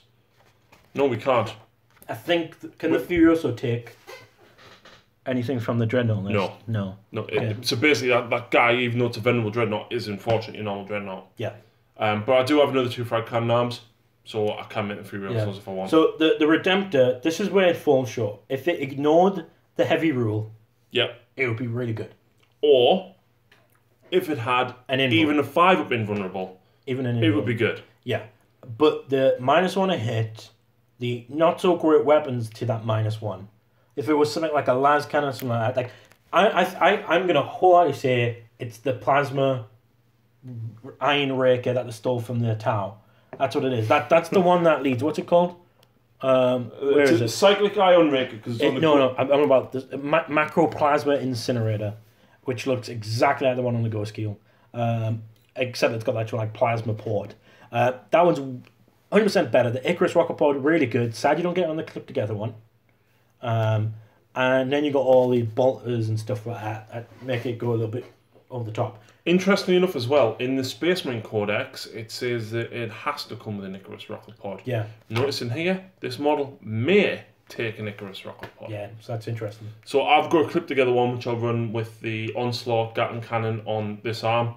And then of course I'll run the other one. It's magnetized, but I'll run it with the plasma. And if you desperately want that rocket pod, I'm pretty sure 100 kilo missile from one of your Rhino kits would work just as upright. Yeah. And it will look cool, look different as well. But what I think about this one is deploy it in range of a lot of stuff. If not, you're going to have to spend the first turn putting it in a good place. Give it a captain as well. Yeah, give it some sort of buff. There is the command point to allow everything within 6 to reroll 1s. Yeah. From him. But that's what I would totally do with him. He's more of a turret. If you think of him more of a turret rather than a beast, then that's what it is. Totally you could even go with, because he's got the close combat weapon, you could totally go with, and the close combat weapon is D6 damage rather than the Furioso being 3. Is something to also keep in mind. It does have 4 attacks, just like the same, but it's not rerolling the hit. It's not rerolling the wound, which is the only sad thing. It's a cool idea. It just needs that one little more thing. It's so big and bulky. It should either ignore heavy or have an invulnerable. And people look at it and go, okay, that's something I'm afraid of. Now I'm looking at it, I'm like, I'm not too afraid of that. That's not really going to do that much damage. Lucy faced off against one when she went down to Darwin and played against Sean's Space Wolves, and she took the Dark Eldar. I tell you what, she fired a couple of Dark Lancers at it and killed it. It's good when a chapter master is by rerolling its filler hits. Yeah. It's also good if Goblins day by. That's right. However, you're missing one more, which is Contemptor. So which isn't pictured. It isn't pictured. But I've now got one. Harry's not got one. Now, Harry's got the plastic one. And here's where the difference. The plastic one never degrades. That's really good because you're hitting on 2s, right? You add that with your... I think it's gone underneath that now. Harry's dropping stuff now. It's coming off me now. I think it's gone underneath that. But it's hitting on 2s. That's really powerful. You got your Carrier's Assault Cannon. You got your Multi-Melter hitting on 2s. That's great. You're never going to degrade. You got 10 wounds. You got 4 attacks. Your toughness 7. Right? Oh, no, it does degrade that one. Never mind. Maybe it's the other one that degrades. Whatever. Okay, it does degrade. Never mind. I'm totally lying. But 2+ to hit, to start off with, is great. Having that reroll once from a captain nearby, even better. However, the one in the book is shit. And I'm going to put this out right now because the close combat... when you're looking at everything else in the book... Your close combat, you're looking at Furioso, you're looking at Death Company Dreadnought, so you're not looking at that close combat arm and going, hey, I really want to use that, right? You're looking at that arm and going, how can I get rid of that? Oh, look, I can't. Look at the 4 drill book. 100% buy it, because now you can have 2 Carrier's Assault Cannon arms and they are strength 7 -1. I believe 2 damage, not 1 as well. Whereas that one is 1. I do believe that. I may be a bit more expensive in points, but then you also got options for dual autocannons, dual las cannons. Even if you take a fist, you've got the options to put, because in this one you can only have the multi-melter or the assault cannon. No, it's just a combi bolter in the fist, and you can't put anything else in the fist. Whereas in the Forged one, you can have plasma blaster in the fist, which is amazing. It's awesome. You can have there's a grav gun in there, or you can have a flamer in there. So you've got more options with a Forge World one than this one in the book. But this one also has a 5-up invulnerable. But so why can't the Redemptor have it? I think it's supposed to be that it's a relic and it's a really old piece of technology that has the 5-up invul, but the Redemptor needed the invul. It needed it. I didn't get it. Time for some fast attack. Oh, yeah. Inceptors. They got cheaper. They did. Which makes them very nice. Guy got 5 points cheaper, and each bolter got 5 points cheaper, which means that a squad of 3 is 45 points cheaper. Yes. Which... Still questionable, though. Still questionable, but I would definitely use them. They're so cool. I think the biggest disappointment with these when they got released was there was no close combat option. I think we both said we've said from day one. Holding the top of the hilt of 2 power axes in one of each hands, just going ape on a squad of guys. Even if it was like 2 swords, maybe even like a dual wield sword, like the prosecutors from Stormcast, would just look epic. And I'm still believing they've still got that in their arsenal. That's coming. They just haven't released them. Close combat version of these. They've got to come. People have said it so often right now. Imagine Blood Angels, right, with dual power axes, right? So, Inceptors have 2 attacks base, the Sergeant has 3, right? Imagine if you dual equip a pair of power axes for +1 attack, right? That's 3 attacks, hitting on 3s. You're going to wound toughness 4 on 3s, but 2s because of Blood Angels, at -2 for damage or 2. Yeah, and I would totally have it as like, you could just go 1 power axe and then one of those pistols. Yeah. One of those heavy bolts. And then even that's still 9 shots, right? No, each one's 3 shots. So that's 9 shots. It's a heavy bolter. So 9 shots from a 3-man squad. Yeah. With the axe and that. And that alone would be just awesome. And it would just work so well with Blood Angel, with any army actually.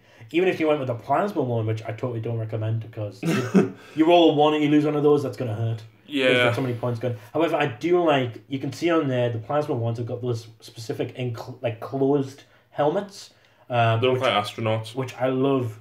You only get 2 in the box though, because you'll notice the Sergeant's is open. Yeah, which is sad. I like the closed ones. The only thing that's good about these is, if you charge on the roll of a 6, you do a mortal wound.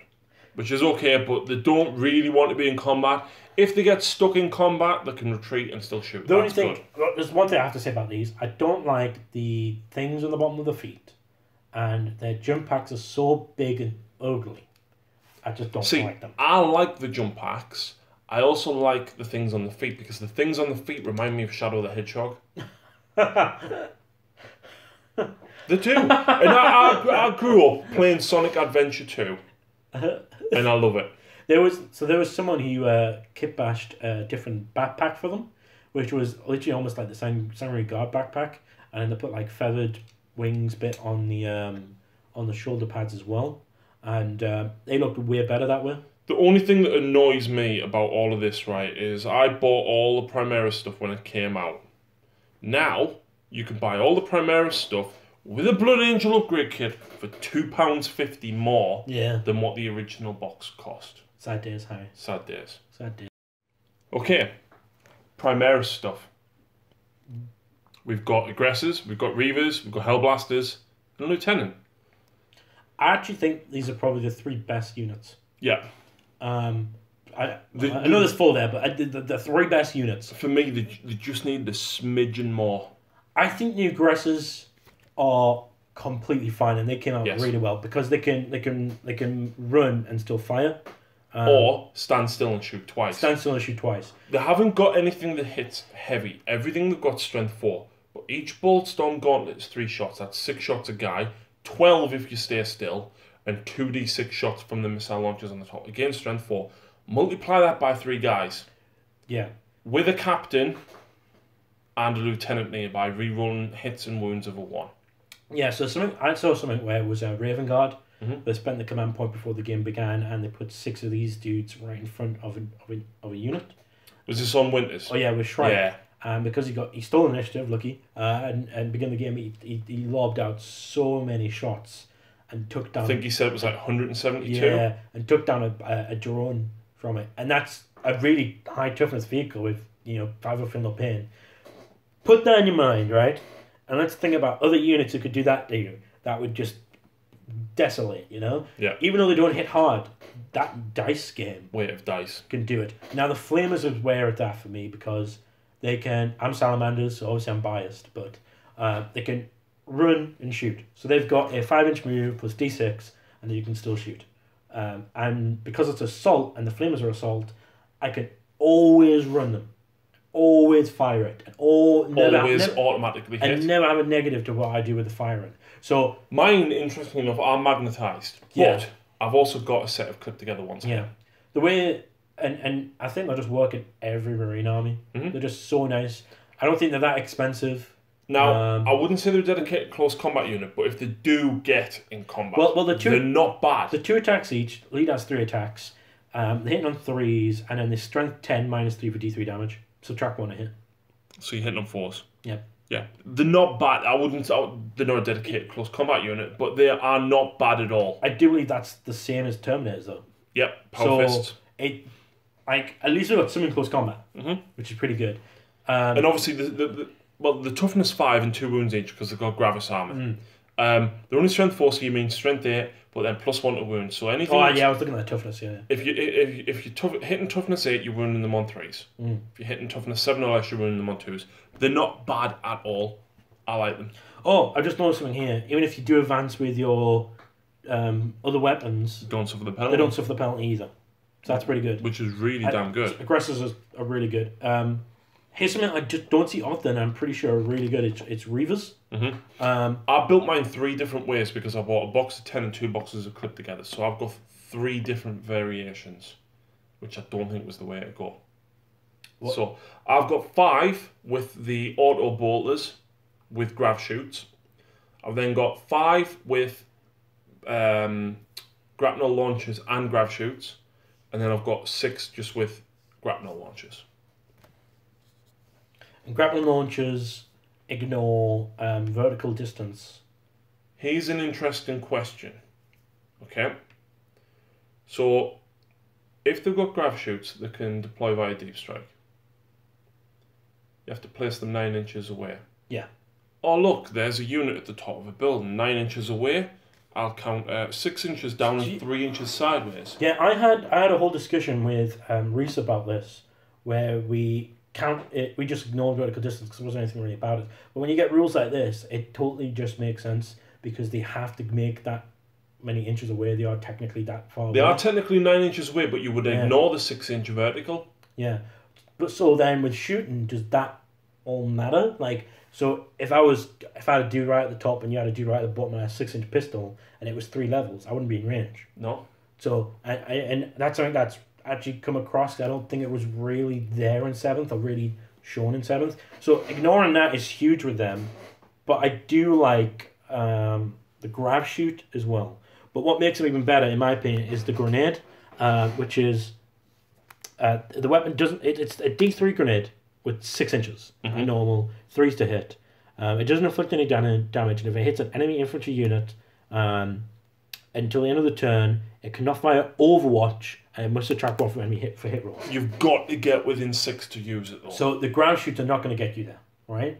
So in my wholehearted opinion, I would actually start them on the board, right? Because, well, actually, no, what's this?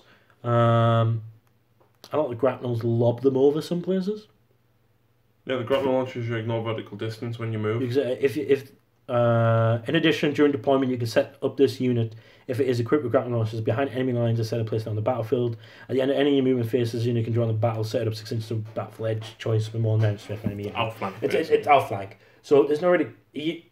I would totally hold off units, like put these just a little bit far away than you normally would, and have them come in with the other guys so you can get those grenades off to stop the Overwatch and have minuses to hit. So I've got 5 with a bolt carbine, which is assault 2. So basically, you can run and shoot with them. Not bad. It's basically an assault bolt gun. Literally, it's that.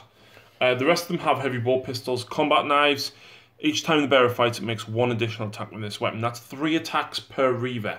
When you're wounding on 3s with Blood Angels, it's not bad, and especially if the opponent's -1 to hit.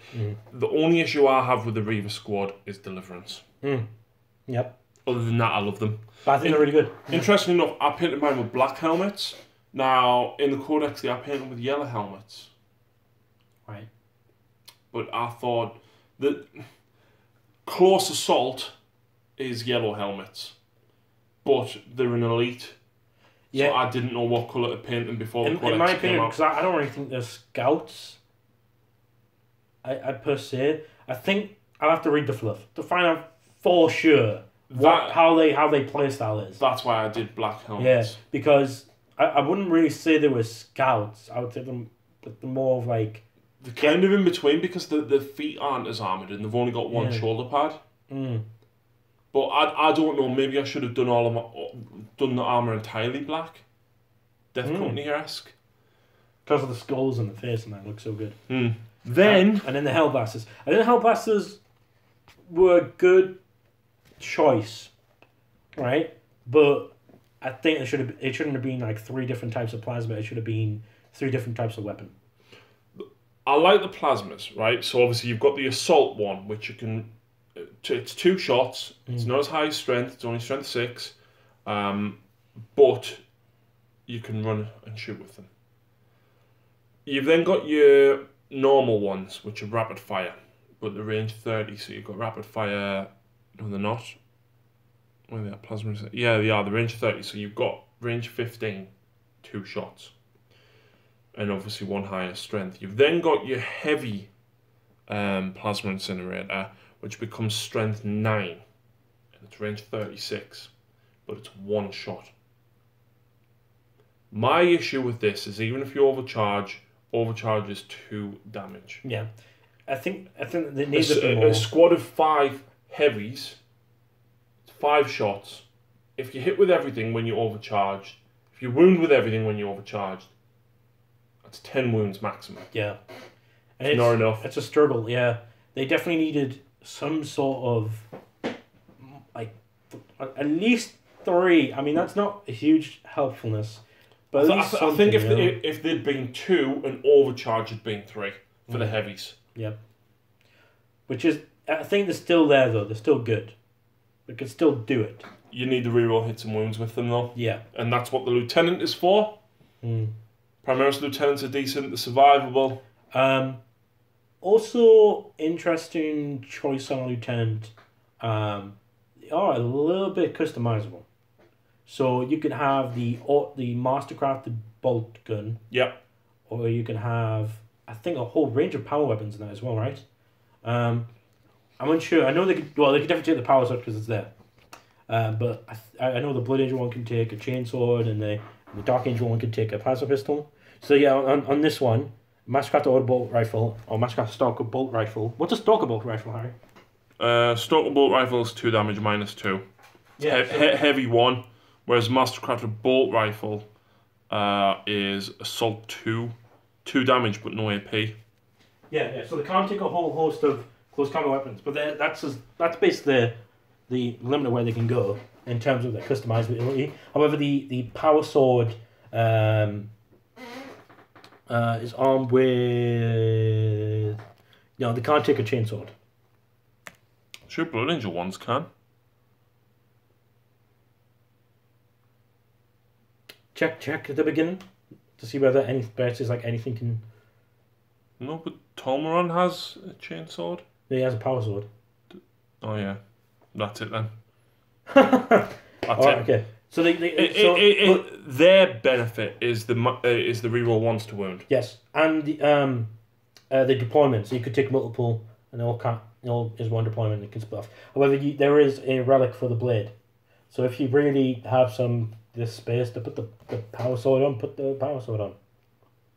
Because the relic against monster demons does D6 damage, doesn't it, Phil? Yeah, it really hurt. It really hurt. That's when Harry did was it 6, 6, 6, and 5? So what was that? 18, 23 damage to a Bloodthirster. Yeah. I want to cry. I want to actually cry. But yeah, Lieutenants are definitely worth it. So we've got the rest of the characters here. We've got the Captain in Gravis armor. Yeah. Got the Librarian. Yep. I do have a Chaplain. Yep. The other Captain with the Power Sword and Bolt Rifle, and a Chaplain. Yeah, and the Ancient's there as well. The Ancient's there as well. The Ancient is basically the same as the Company Ancient, apart from... He's got an extra wound. He's got an extra wound because Primaris. Same as the Librarian. Yeah. That's it. Captain in Gravis armor has an extra toughness and wound. The standard Captains is also the same as well. The standard Captains are just... He's just a Captain that has an extra wound. Because on the birthday one, you get the Primaris Captain with a Power Fist and Plasma Pistol, right? Yes. Is the pistol the same as the Sergeant's ones from the Hellblast Squads? Yeah. So there's a lot of options for you if you really want to convert. The Gravis one, he's underrated. Alright, okay. It's Pistol 3 that he's got on his Boltstorm Gauntlet, not Assault 3 like what the Aggressors have got. It's a Power Fist and then Power Sword. Yeah, and then he's got an extra... He's toughness 5 and he's got 6 wounds. Yeah, so he's good. Yeah, he's good. That's about it, really. We've got the Lieutenant there just behind the Librarian. Mm-hmm. That's the Lieutenant from Dark Imperium. Yep, and you can see we've got the Rapid Fire Plasma Incinerators there. We've got more Reavers just behind. And then the Intercessors at the back. Now, there's a lot of Intercessors there. Yeah. It's 26. Wow. I actually rate these at 100 points for 5. No, they're not. They're 90 points now. They went down. They went down to 18 points each. For 1 point, you can take an auxiliary grenade launcher. Yeah. So the way I rate these is things like Grey Knights and Deathwatch. I know they can take it for Deathwatch. I'm pretty sure Grey Knights can take them as well. They don't get special ammunition though for Deathwatch. Oh yeah, I know that. But the fact that these are available for them are really helpful. For Blood Angels all about combat. Not that great. Sitting them on an objective with an auxiliary grenade launcher is good and all, but I think you'd rather go with a 5-man squad with a heavy weapon in there. There's so much with 2 damage out there that I don't feel the extra wound is worth the additional points. I'd rather take more standard Marines. Yeah, I think... You'd get more shots because you'd have more bolt guns. More shots and the extra wound, because I know from Salamanders that it's 78 points for 5 dudes, power swords and a flamer. And that's really fucking sad, Phil. That I've done that much research in my Salamanders. And if these are 91 points for the 5 dudes and auxiliary grenade launcher... You've got 10 wounds there as well, though, don't forget. Yeah, so it's definitely more survivable. No, I think it's the other way around. You've got more wounds, but there's that much multiple damage out there that I think there's no point in having the extra wound. I'd rather take normal tactical Marines. Yeah, but they're alright. I actually think they shine more in terms of like Imperial Fist Army, because that -1 on the bolters along with ignore cover is... I don't feel they've got a place in a Blood Angel army. Yeah. That's the way I feel about a lot of what you see on this picture in particular. Had I held off painting them even for a couple of more weeks till the Codex came out, I think I'd have painted them a different chapter. The characters have got a place, the Reavers have got a place, the Aggressors have got a place. If the Inceptors get close combat weapons in the future, they'll have a place. But even if Intercessors were able to switch out their bolter weapons for close combat weapons and pistols, that would have been just chainswords and heavy pistol. So combat knife and heavy pistol. Just literally anything to go them in close combat version would have been more useful. And how heartbroken will Harry even be if they brought out new kits in the future, like new upgrades, sprue kits, where it's like switch close combat. I won't be happy. You can see the Redemptor there. Yeah, the Redemptor's there as well. That Redemptor's fully magnetised, so although he's got the Fragstorm missile launchers on there, you can actually just pull them off and stick the Stormbolters in. And the same with the Flamer and the small onslaught cannon. But yeah, we've got the second one as well, so let's see that. That is the entire Primaris force.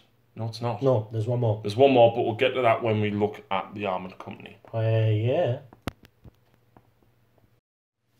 Back to fast attack, Phil. Yeah, now... And a small amount of heavy support. Small amount of heavy support. We'll start with the ones that are least interesting, which is bikes. Yeah. Bikes are a little bit faster than assault rings, because they're 14-inch move. They are. These are... Toughness 5. Toughness 5 as well. 2 wounds. 2 wounds. And they can take They could take It takes 2 special weapons, a combi on the sergeant, and an attack bike. but that's not because we'll get to it in a bit. Because Blood Angel Assault Marines can do that in comparison to other units. They can. It's not huge. What is huge is the bolters.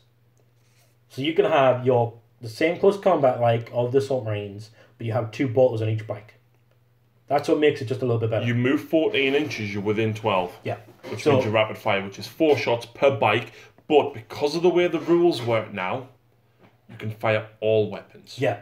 Which means you can have a special weapon on there, or your pistols, or whatever. No, because you can only fire pistols or everything else. Well, yeah, but no, shut up, Harry. But like that's what puts them out there as a thought. Yeah. They're not amazing. They're good. The way I think I think they are amazing, but not as what you think. I think it's very interesting that this is a really good unit, close combat, and fast unit to get into combat that isn't in Deep Strike. And a lot of stuff that we talked about is in Deep Strike. Yeah. So these are probably a good unit to start on the field, having even 2 maybe. And that's really it. The attack bike's good. Multi-melter or heavy bolter. Yeah. Can you do heavy flamer on that? No. No. That would be awesome though. Yeah, if you do heavy, because I know in Heresy, Salamanders can swap out any heavy bolter for a heavy flamer, and people were saying, because even in Heresy Salamanders don't have land speeders and jet bikes, and I know people went with dual heavy flamer on a land speeder. Can you do that on land speeders now? I don't know. We'll have a look in a minute. Assault Marines. Assault Marines. So, what you see in the middle is the packless Assault Marines, which when I first got back into 40k, I had to use the 5th edition book in 7th edition, and Jump Packless Assault Marines got a 35-point discount on a transport. When Land Raiders were dedicated transports, Phil, which meant I had a 205-point Land Raider as a transport. Yeah. But yeah, interesting and thing. then free drop pod as well. And free drop pod, yeah. And even in 7th, it was still free until they updated it with Angel's Blade. Yeah. And basically, you didn't get the free drop pod, you had to pay for it. The thing that makes Blood Angel Assault Marines different is special weapons. Yeah. So in a normal Marine Assault Marine squad, you can have 2 of your guys have plasma pistols or flamers. Yeah. And then your leader can have a combi weapon or any pistol he chose, whatever he likes. That's it. In a Blood Angel one, you can still do that, plasma pistols or flamers, but you could have either a plasma gun or a melt gun. Or a grav gun. Which is really good. And Infernus pistols. And Infernus pistols. And hand flamers. So awesome. Okay, no the hand there. But the melter guns, like, let's think here, right? No one's dropping down 12 inches away or 9 inches away in a drop pod with the melter guns. No one's doing that now. Other than Deathwatch. And that's only 1 squad and it's really expensive. And Blood Angels can do that with like a couple more squads for the same price of one of those combat battle squads. And I feel like that's really good. The only thing is, I wouldn't do it in a drop pod now. I would rather just give them the jump packs. Yeah, that's what I'm saying. Like, other armies have to have the drop pod with a unit with the melter guns in, like Stern Guard, to drop it down. Whereas, just to get those melters there with the plasma so close. Whereas these guys could do that now. Yeah. Just normally. So what you see here, I've got 11 Assault Marines, because before I learned how to magnetize, I had 1 of each special weapon, basically. And then I've got 11 Jump Pack Marines, 1 with the melter, 1 with plasma, 1 with flamer, because again, before I could magnetize. They are all magnetized now, though, because I ripped them off and did them. And what you see at the very front there is 5 Assault Marines. 2 of them are plastic ones, which I was given. And the 1 at either side and the sergeant in the middle with a power fist are old 2nd edition metal ones. So they've even got the metal jump packs, Phil. They weigh a ton in the topple over really easy. At least I haven't got a metal dreadnought though. Yeah, that's pretty fair. And at the back there you see the Devastator squad. Now again, that's the only Devastator squad I've got painted up, because why would you ever take them as Blood Angels before? Yeah, why would you? You wouldn't. I used to have them as the Demi Company, and for the Detachment Ninja's Blade, which was frustrating as hell because every other Space Marine chapter got OBSEC apart from us. So what I used to do is, because we had to take a Devastator squad, it wasn't like, Codex Marines where, you can take a unit of Devastator Centurions, and you don't have to take the Dreadnought, whereas the Blood Angels had to, and we had to take Devastators. I took 5 guys with bolt guns with blue helmets. Why not? But I didn't want the heavy weapons. Now, though, we can take heavy flamers, and my god, I want a squad of Devastators with 4 heavy flamers. Wow. In a Razorback. Yeah. Why not? And have the Razorback with 2 twin heavy flamers as well. Why not? Yeah, why not? Yeah, why not? So, Scouts. And the Land Speeder still. Land Speeders. Which I forgot. We just looked at the Land Speeder. You can take a heavy bolter and swap it for a multi-melter. And then take an assault cannon, heavy flamer, or Typhoon missile launcher. I've got 2 Land Speeders. Me, the one's a Typhoon. Now, the Land Speeders, I think, are too expensive. Yeah. The heavy bolter, heavy flamer is not too expensive, but heavy bolter assault cannon is just over the top expensive that you would rather take a Battle Predator. Yeah. And then add in the Typhoon, it's too expensive. It's too expensive. The fact that it's only toughness 5 with 6 wounds, you would absolutely rather take a Battle Predator. It's just too expensive. The only reason I would ever think about it, well, 2 reasons. They look cool. Yep. And there's a stratagem in the Whirlwind. But the Whirlwind is not cool. No. If, and this is a big if, the stratagem affects a Scorpius Whirlwind, then I'm thinking, right? Because the Scorpius Whirlwind's a lot better. Yeah. But that is a very, very specific choice of why I would take a Land Speeder. It is. And that's poop. But Scouts. Now, Sniper Scouts. Sniper Scouts are 90 points. 90 points. For camel cloaks and 5 snipers. The leader gets an extra weapon, which would take like a combat knife or something like that. They're not bad. They're not bad. They're not great. I think they're great. No. They are great when you take 15. I think they're great, even if you took 5. 5's not enough. This is why, because they deny an area to deploying through Deep Strike. They have better. They've got like 2 up cover sieve. Yeah. -1 to hit, I think. The snipers can poke out characters. 5 shots is not enough, though. And they are probably the same points as a 5-man Marine squad with a heavy weapon, if not cheaper. Now, if you took 15, oh my goodness, I'm about to poop myself. Because not only are they good against characters on a 6 they do a mortal wound, and the extra mortal wound that's just chipped off on a knight or anything like that is helpful no matter what. And I think that's what puts them at a very high place in a troop's choice. The other scouts, in terms of bolt pistol combat knives, This is what I like. are still really good, and they're even better. Because 1, area denial. Area denial. 2, very cheap if you take them bog standard. And you can give them camel cloaks. Yeah. So you could do that if you really want to. 3, Blood Angels. Yeah. So +1 on their wound roll. And +1 attack because of the combat knives. Yeah. And you're infiltrating. Yep. And then you move. Yep. And then you can charge. Yep. Well, they come at the end of the movie. I would love to have a lot more combat knife scouts. Yeah. And I really, really wish I hadn't sold the ones I got me 2 boxes of Shadow War. Yeah, they're just so good. Because really I'd have had an extra 20 scouts. yeah. But I've just bought 5 metal ones off eBay for £8. Hey! But they are really good, and then it's not even just them. Like, if you even give them the missile launcher or the heavy bolter, it's still really good. Yeah, because then you've got your flat missile and you've got your Hellfire rounds as well. If you give them the shotguns or the bolters, they're still I've got unit with bolt guns. They're still good. And so they're just like an all-round great unit. 2 things I don't have, though. I don't have scout bikers. No, which I do think are good. So they can get something called a Astartes grenade launcher, which is just a grenade launcher. And now, back in my Imperial Guard days, my Jane's Tail cult days, may they rest in peace, I love grenade launchers because they're just 5 points for either a single strength 6 -1 D3 shot or assault D6 strength 3 shot. 24 inches. And you can have it, I think it's on each scout bike. Up to 3 scout bikes may replace their bike's twin bolt gun with an Astartes grenade launcher. And it's amazing. And they don't have infiltrate though, which is the only problem. But they move, not 14, they move 16 inches. They do. And they automatically move 6 inches, when they advance, yeah. And it's assault weapon, so they're hitting on 4s. So what? Right? That's just good. Fast, treat them like jet bikes. Getting objectives. Yeah.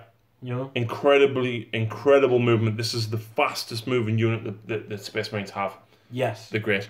I also don't have Land Speeder Storms. Now, I might have to change you on whether... Where you going? Because Land Speeder Storms are dedicated transport. Ah. They move 18. Ah. So the extra D6 can get them a bit further. But they're also open topped, so the dudes inside can shoot out. They also have 2 attacks hitting on 3s. Strength 4. So that's pretty funny. But they also got a Cerberus launcher, which is heavy D6, strength 4, and then a heavy bolter as well. They're not bad. I believe all that comes to... What was the weapons called? Cerberus launcher. Cerberus launcher is 5 points, and a heavy bolter is 10. That's 15. Land Speeder Storm 17. 85 points for Land Speeder Storm. It's cheaper than Drop Pod. Cheaper than a Drop Pod. And just taking that, take your scouts. Take that for your scouts, but even don't put them in the scouts. You can have them on your backfield objective, or you could just... We couldn't take these before. Yeah, you could just even zoom them up.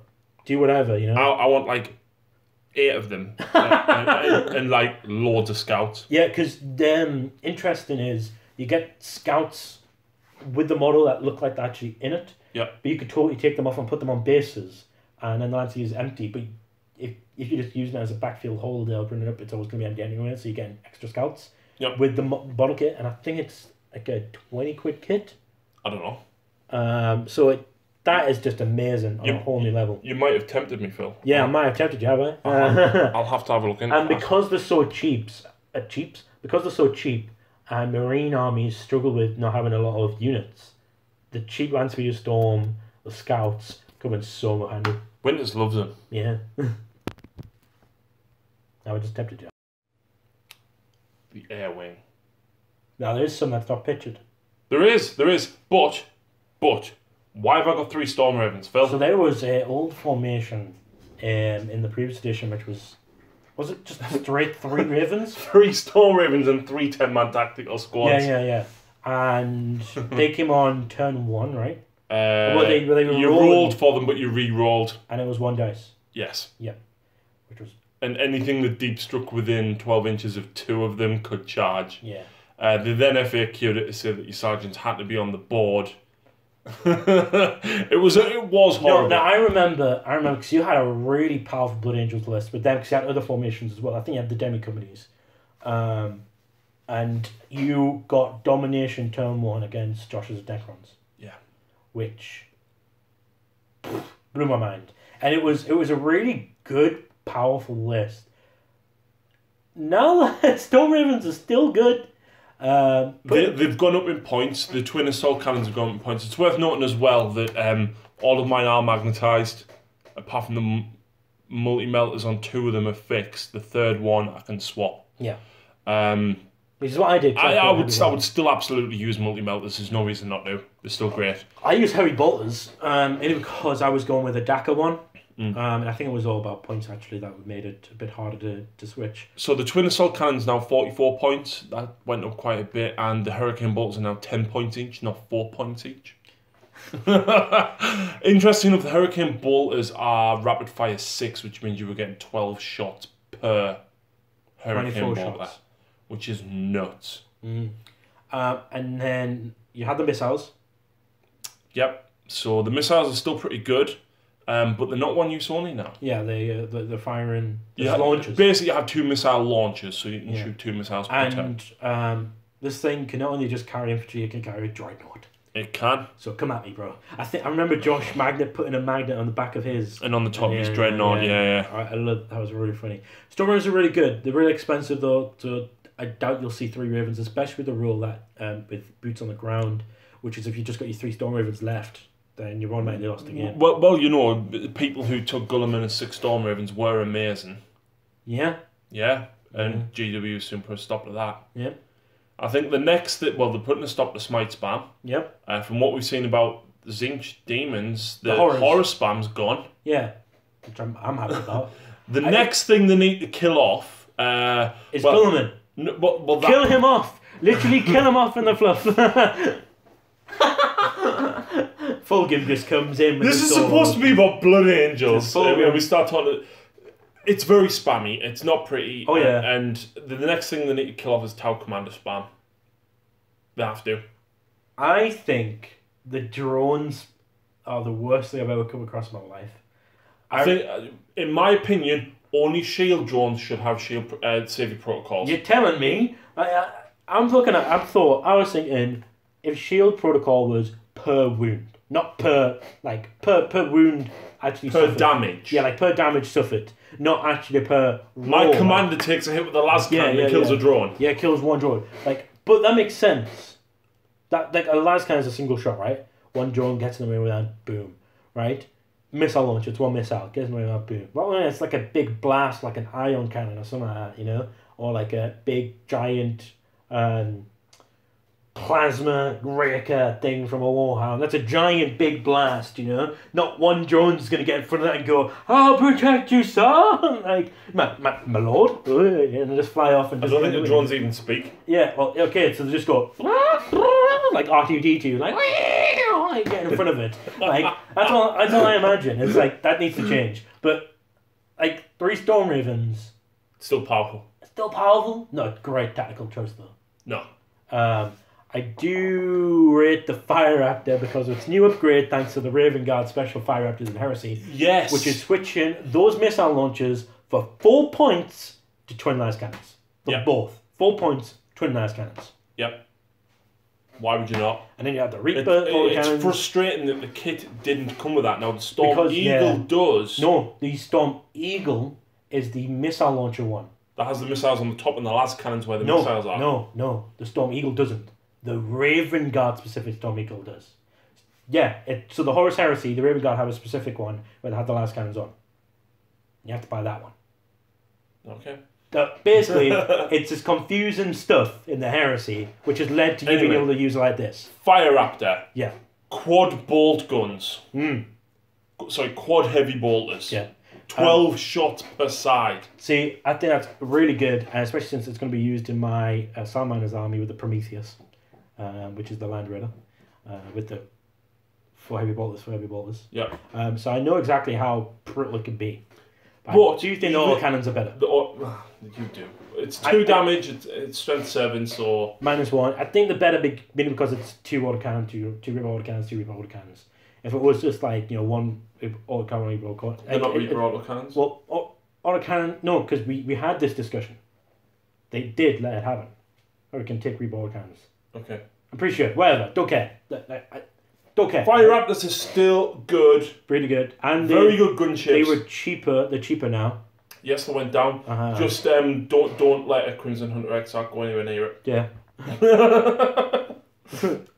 So, yeah, that's the Air Wing. Interesting thing, Blood Angels can now take Stormhawks and Storm Talons. Now, this is where I would go, okay, maybe drop the 3 Storm Ravens, but maybe have a Storm Raven and one of these. Maybe even have 2 of these.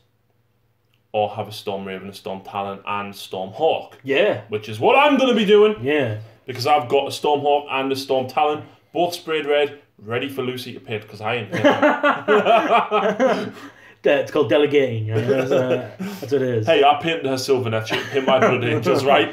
In fact, nearly all the Primaris stuff that you see, she actually painted most of it. Now, here's a good thing, right? Because the Storm Talon is good at ground targets. The Storm Hawk is good at targets that can fly. Yeah. So, Storm Hawk against Necrons and Tau and Eldar. Yeah. Storm Talon against things like... Orcs, Guard, maybe even Wood Marines. And even in those sort of armies, even when you take a Talon and a Hawk, Marines still have things that can fly and still have things on the ground. Eldar still have things that can fly. Pick your targets, basically. Tau are pretty much up in fly, but you've got the infantry there as well. So having that little bit of difference gets rid of the whole moving with heavy weapon stuff. So, Stormhawks. Let's have a look at the Stormhawk first. Yeah. So, assault cannons. It's got 2. Yep. Cool. It's also got 2 heavy bolters and an Icarus storm cannon.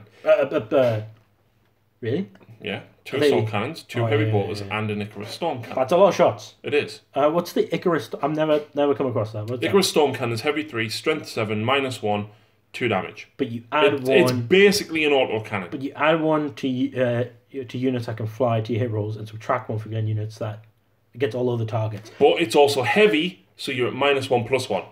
Yeah, but against ground targets you're at -2. Yes. Which isn't good. No. Split fire.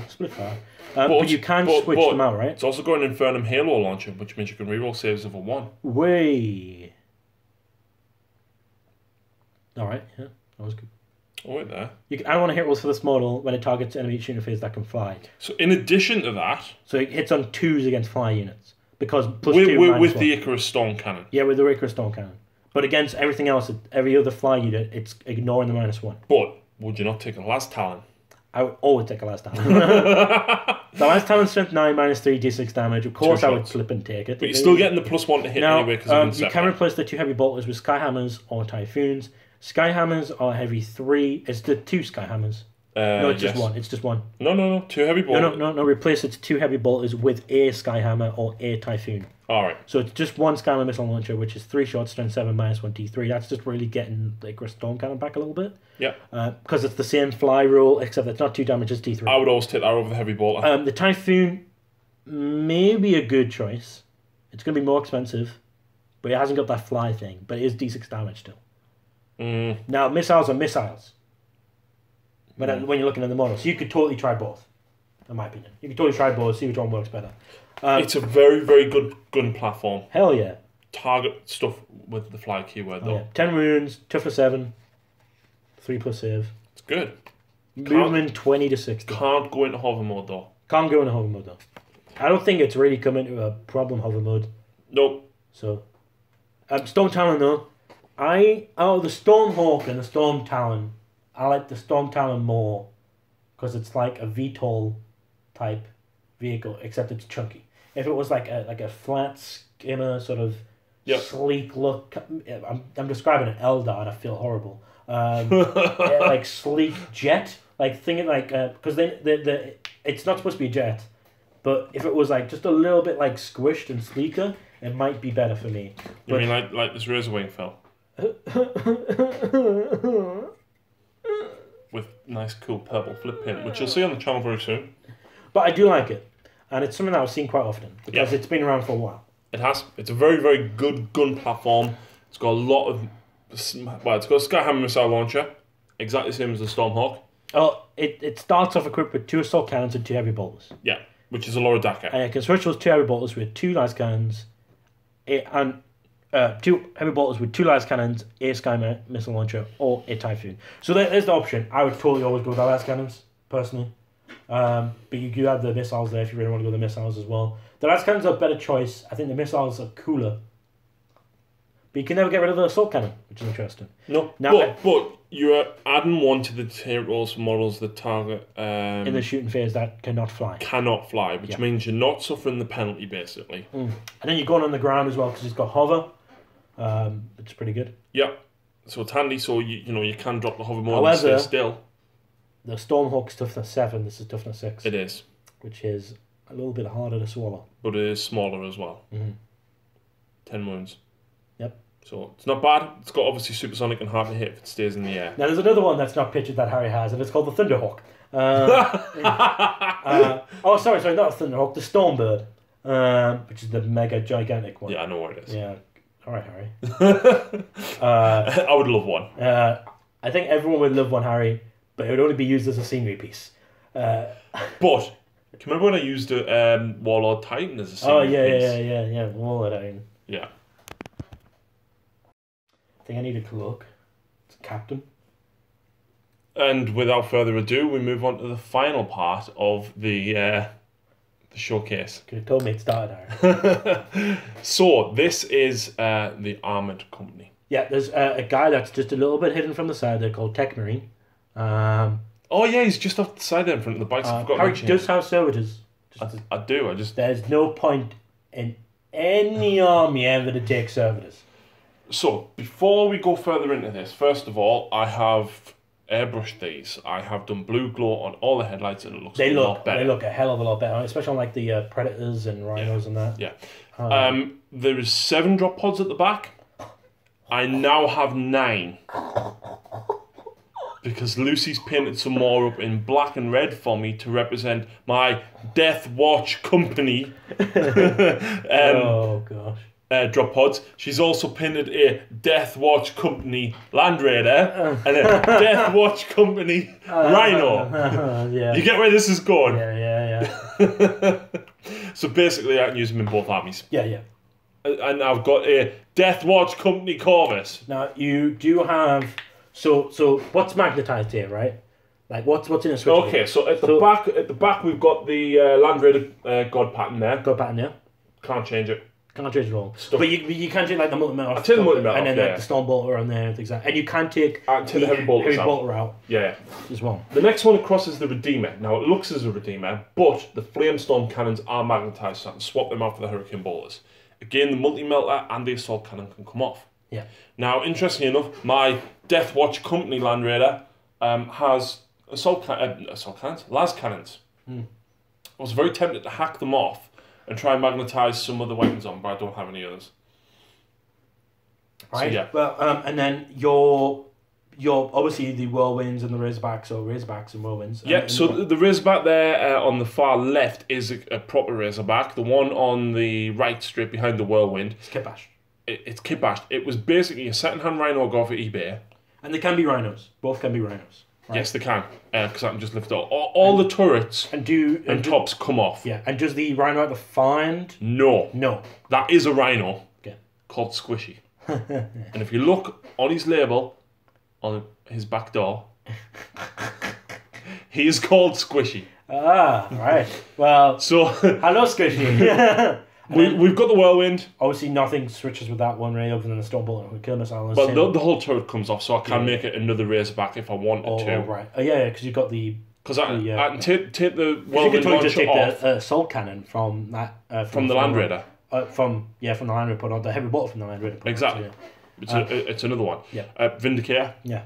Standard Vindicator. And so then the Baal Predators. Okay. Are they all interswitchable?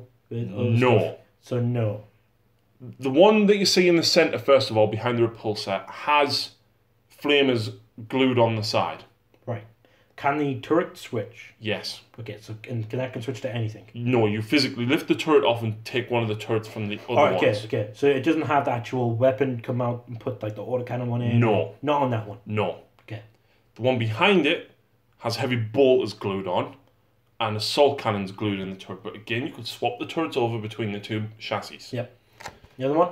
The Laspred can switch. It's fully magnetized. Yeah. So I can take the laser cannon. The laser cannon. They're great or good. Great or good. He put a greater good. I've got 2 heavy bolter sponsons and 2 heavy flamer sponsons as well. I've seen Hot Fuzz, we know that reference as well. They're greater good. They're greater good. And then the last cannons can come out. I made me own Flamestorm cannon. James from 3 Point Circle very kindly sent me a Flamestorm cannon off a Redeemer Land Raider ages ago.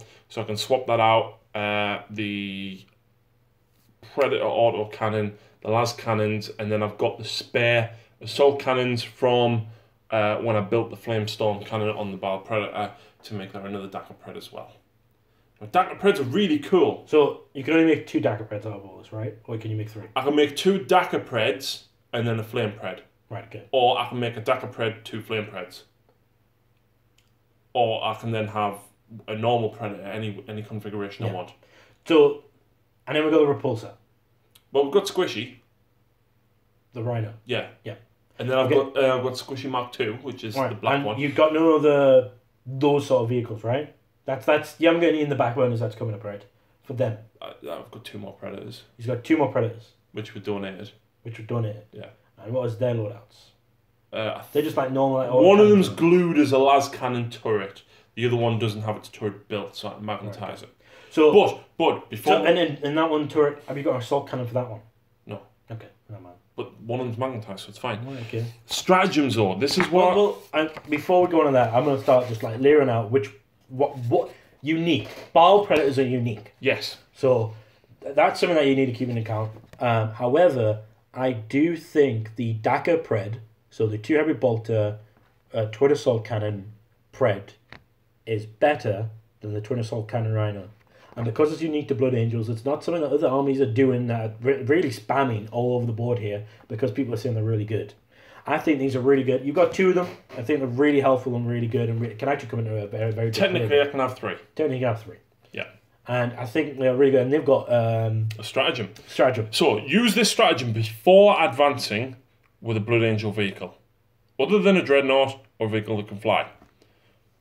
Increase its movement characteristic by 6, or 6 plus d6 if it is a Bile Predator until the end of the phase. Do not roll a dice. Yeah.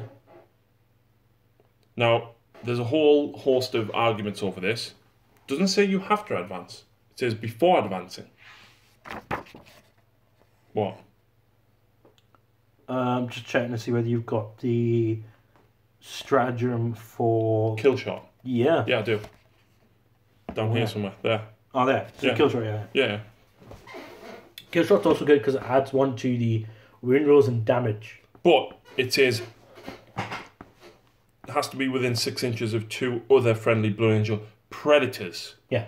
Bile Predators have the predator keyword. Yeah. Therefore, that does work on a whole host of I predators. would totally run 3 Dakka Predators and put them so close to 6 inches within each other and then just... Oh man, imagine like... what? It's all kinds of 2 damage, right? Or 1 damage? 1. So they'll become 2 damage here, so with the heavy bolters. But stick a lieutenant and a captain behind the 3 Oh of them. man.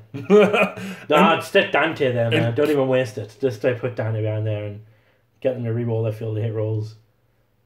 Add 1 to the wound. Oh, yeah. Wound and damage. Yeah, don't even... It's 1... Whoa. 1 command point. It's really... And Blood Angels need that firepower. Yeah. They need that firepower. I totally would recommend a Land Raider in there with the last cannons. If you bring the Dakka Preds, don't bring the other one. Last cannon 1. Need high damage output, you know? But... And the Vindicators we don't see very often. No, I don't think... They're alright. They're not brilliant. But they're not bad. But they're not terrible, like the Whirlwind. The Whirlwind is outshined by his older cousin, the Scorpius, because the Scorpius can stay still and fire twice. Yeah. And I think it's better than his weapons as well. Yeah. So... But, what I want to talk about, Phil... is the Repulsor. Now, Harry, how many hours did it take to build that? Was it 2 years? I don't... bear in mind, I used to build models before my shift at work and on my lunch, and I think it took us a week and a half to build it. Yeah. And even then, I magnetised it because I'm crazy. So every gun on there is magnetised. All of them. Every single one. Yeah. Honestly, it's such a daunting task that when... The most frustrating thing, right, is the grav things up the side, right? Every single one of them is 3 pieces. Yeah. It's horrific. Yeah. Horrific. I never ever want to build another one. No, you think I'm kidding? I am not. I will not build another one of them. I won't. Wow. So, it has a hell of a lot of DAC. Hell of a lot. A lot of them. And in the game that I did use it once, it pumped out a lot of dice. You just got very lucky. Yeah. So, what has it got? Oh, don't even... let's just sit right, like... No. This is going to take forever, right? It has everything. End of story. Goodbye. Good night. Thank you very much. That's it. I'm not even... Like, come on. Because it's not just everything it's got in there. It's the options instead of them as well. Yeah. Like, DW went a bit too crazy, so Star Trek said fire everything and decided to put all these weapons on. Like, I don't understand. Do you know what they did? They took all the DACA away from the Tau players and put it on the Repulsor. Salt! But I think everything there is a waste of time in game, other than the 3 las cannons. Sorry. Las talons, and then a twin las cannon. Everything else there is just so many shots that you're rolling it and you're going to lose a couple of I swear down, you'll lose a couple of grapplings, maybe more, maybe 10. And that's about it. I don't think you'll lose any more unless you're lucky. And it's just a waste of goddamn time. Now, like, you've got, there's like 3 iron rails, right? I don't know. There's an Icarus rocket pod, good. There's a last Talon or the wait there. one, I'll right? tell you what I can see. So that one's got an Icarus rocket pod on the back. I'll just do this, right? There's a heavy onslaught Gatling cannon, or you can switch that heavy onslaught Gatling Talon with the last Talon. Always go with the last Talon. Yeah. Then you've got the twin heavy bolter. The twin heavy bolter. Swap with the twin las cannon. Yeah. It's not even available to switch. It doesn't have a heavy bolter anyway. It says twin heavy bolter, and then it's got nothing to switch. 3 storm bolters, Icarus Hill, Rufus autocannons. It needs a twin heavy bolter. What? Yeah, the first option, man. Oh, right, okay, never mind, okay. I missed it, right? So you take the twin las cannon. You can take twin lance cannon, or we'll take the lance cannon. Okay, then you've got the Iron Hill heavy stubber. With an onslaught Gatling cannon, which is the one that the Marines piloting. The Iron Hill heavy stubber is a 3-shot strength 4, -1, add 1 to hit rolls to targets that can fly, -1 to things that you can't. But you can switch that for onslaught Gatling, which is heavy 6, strength 5, -1. Always go with the Gatling, because do you ignore the -1 for moving? No. Yeah, I think I always go with the Gatling. And then 2 storm bolters with 2 frag storm grenade launchers. I think I would always go with storm bolters. I think I would always want those definite amount of shots, especially in rapid fire. You got with the D6, right? Well, I've got 2 storm bolters on the side, the Icarus rocket pod on the back, the Iron Hill heavy stubber there on the front, the last Talon, the twin last cannon, the onslaught Gatling cannon on the top, 2 frag storm missile launchers on the side of the turret, and 2 crack storm missile launchers on the side as well. And at its back, it's got an Iron Hill heavy stubber, which can be a rocket pod, storm bolt, or frag storm. Always go with the rocket pod. I've got the rocket pod. Auto launchers, which are, instead of shooting any weapons in the shooting phase, the model can use as auto launchers until your next shooting phase. Put them with subtract 1 from the vehicle. You've got all these weapons on it. Why on earth would you use that? You would always take the 2 frag storm grenade launchers. This model could take an additional Iron Hill heavy stubber. Always would. Like, oh my goodness, I went through all that. I want some DACA for me, DACA that's got all lots of strength DACA. 4 shots. There's 6 and 5 shots. The last times are probably the last time and the last time's the only thing that's going to matter. The important thing is though, Phil, it's 16 wounds. It's the only thing that can transport Primaris Marines. Alright, yeah, okay. It's toughness 8. 16 wounds. Yeah. Same toughness and same wounds as the Land Raid. Yeah. It carries 10 infantry of Primaris. Each Gravis takes up 2 spots. So cannot transport any jump packs. No. So it can take 5 prime guys. Prime aggressors. Gravis, yeah. And 10 normal dudes. Yeah. When would you ever use it? It looks cool! Because the aggressors have that move and run anyway. Oh, yeah. And this moves but 10. Deploy them inside of it and you get an extra 3-inch move, plus your 5-inch move, plus your D6. And it's 1 less drop. Sure. Sure, put it like that. You know, put it like that, and it's hard to get past that. However, that's the only thing you would ever bother putting inside it. Hands down. Yep. Hands down. Yep. Like, I don't even know what else I would put inside of it. Other than to fill it with characters just to ignore drops. Yep. And it's just like, it's not really a transport, is it? Yeah, you go to GW like, we've got a new transport. It's not really a transport, is it? It's like, yeah, you're right, man. And but that is obviously everything that I've got, barring a few more unpainted stuff. Interesting thing, Harry. But no. I'm just gonna go and get this box from in this cupboard, right? Right. Because there's another Primaris thing in this big box from Forge World. You're lying. No, I'm not. I don't believe you. Do it right now. Okay. Oh look, it's me, Atropos Knight! Is it? You don't have no Atropos Knight. Yes, I do. I don't see no Atropos. I've got an Atropos Knight, Phil. Oh my gosh, he doesn't know. An Atropos Knight. Oh, this is my favourite, man. This is the Woodlife one, right? Yes. Oh man. Oh man. So maybe you'll see that soon. Oh man. Oh man. Oh man. Say bye, Phil. Bye, Phil.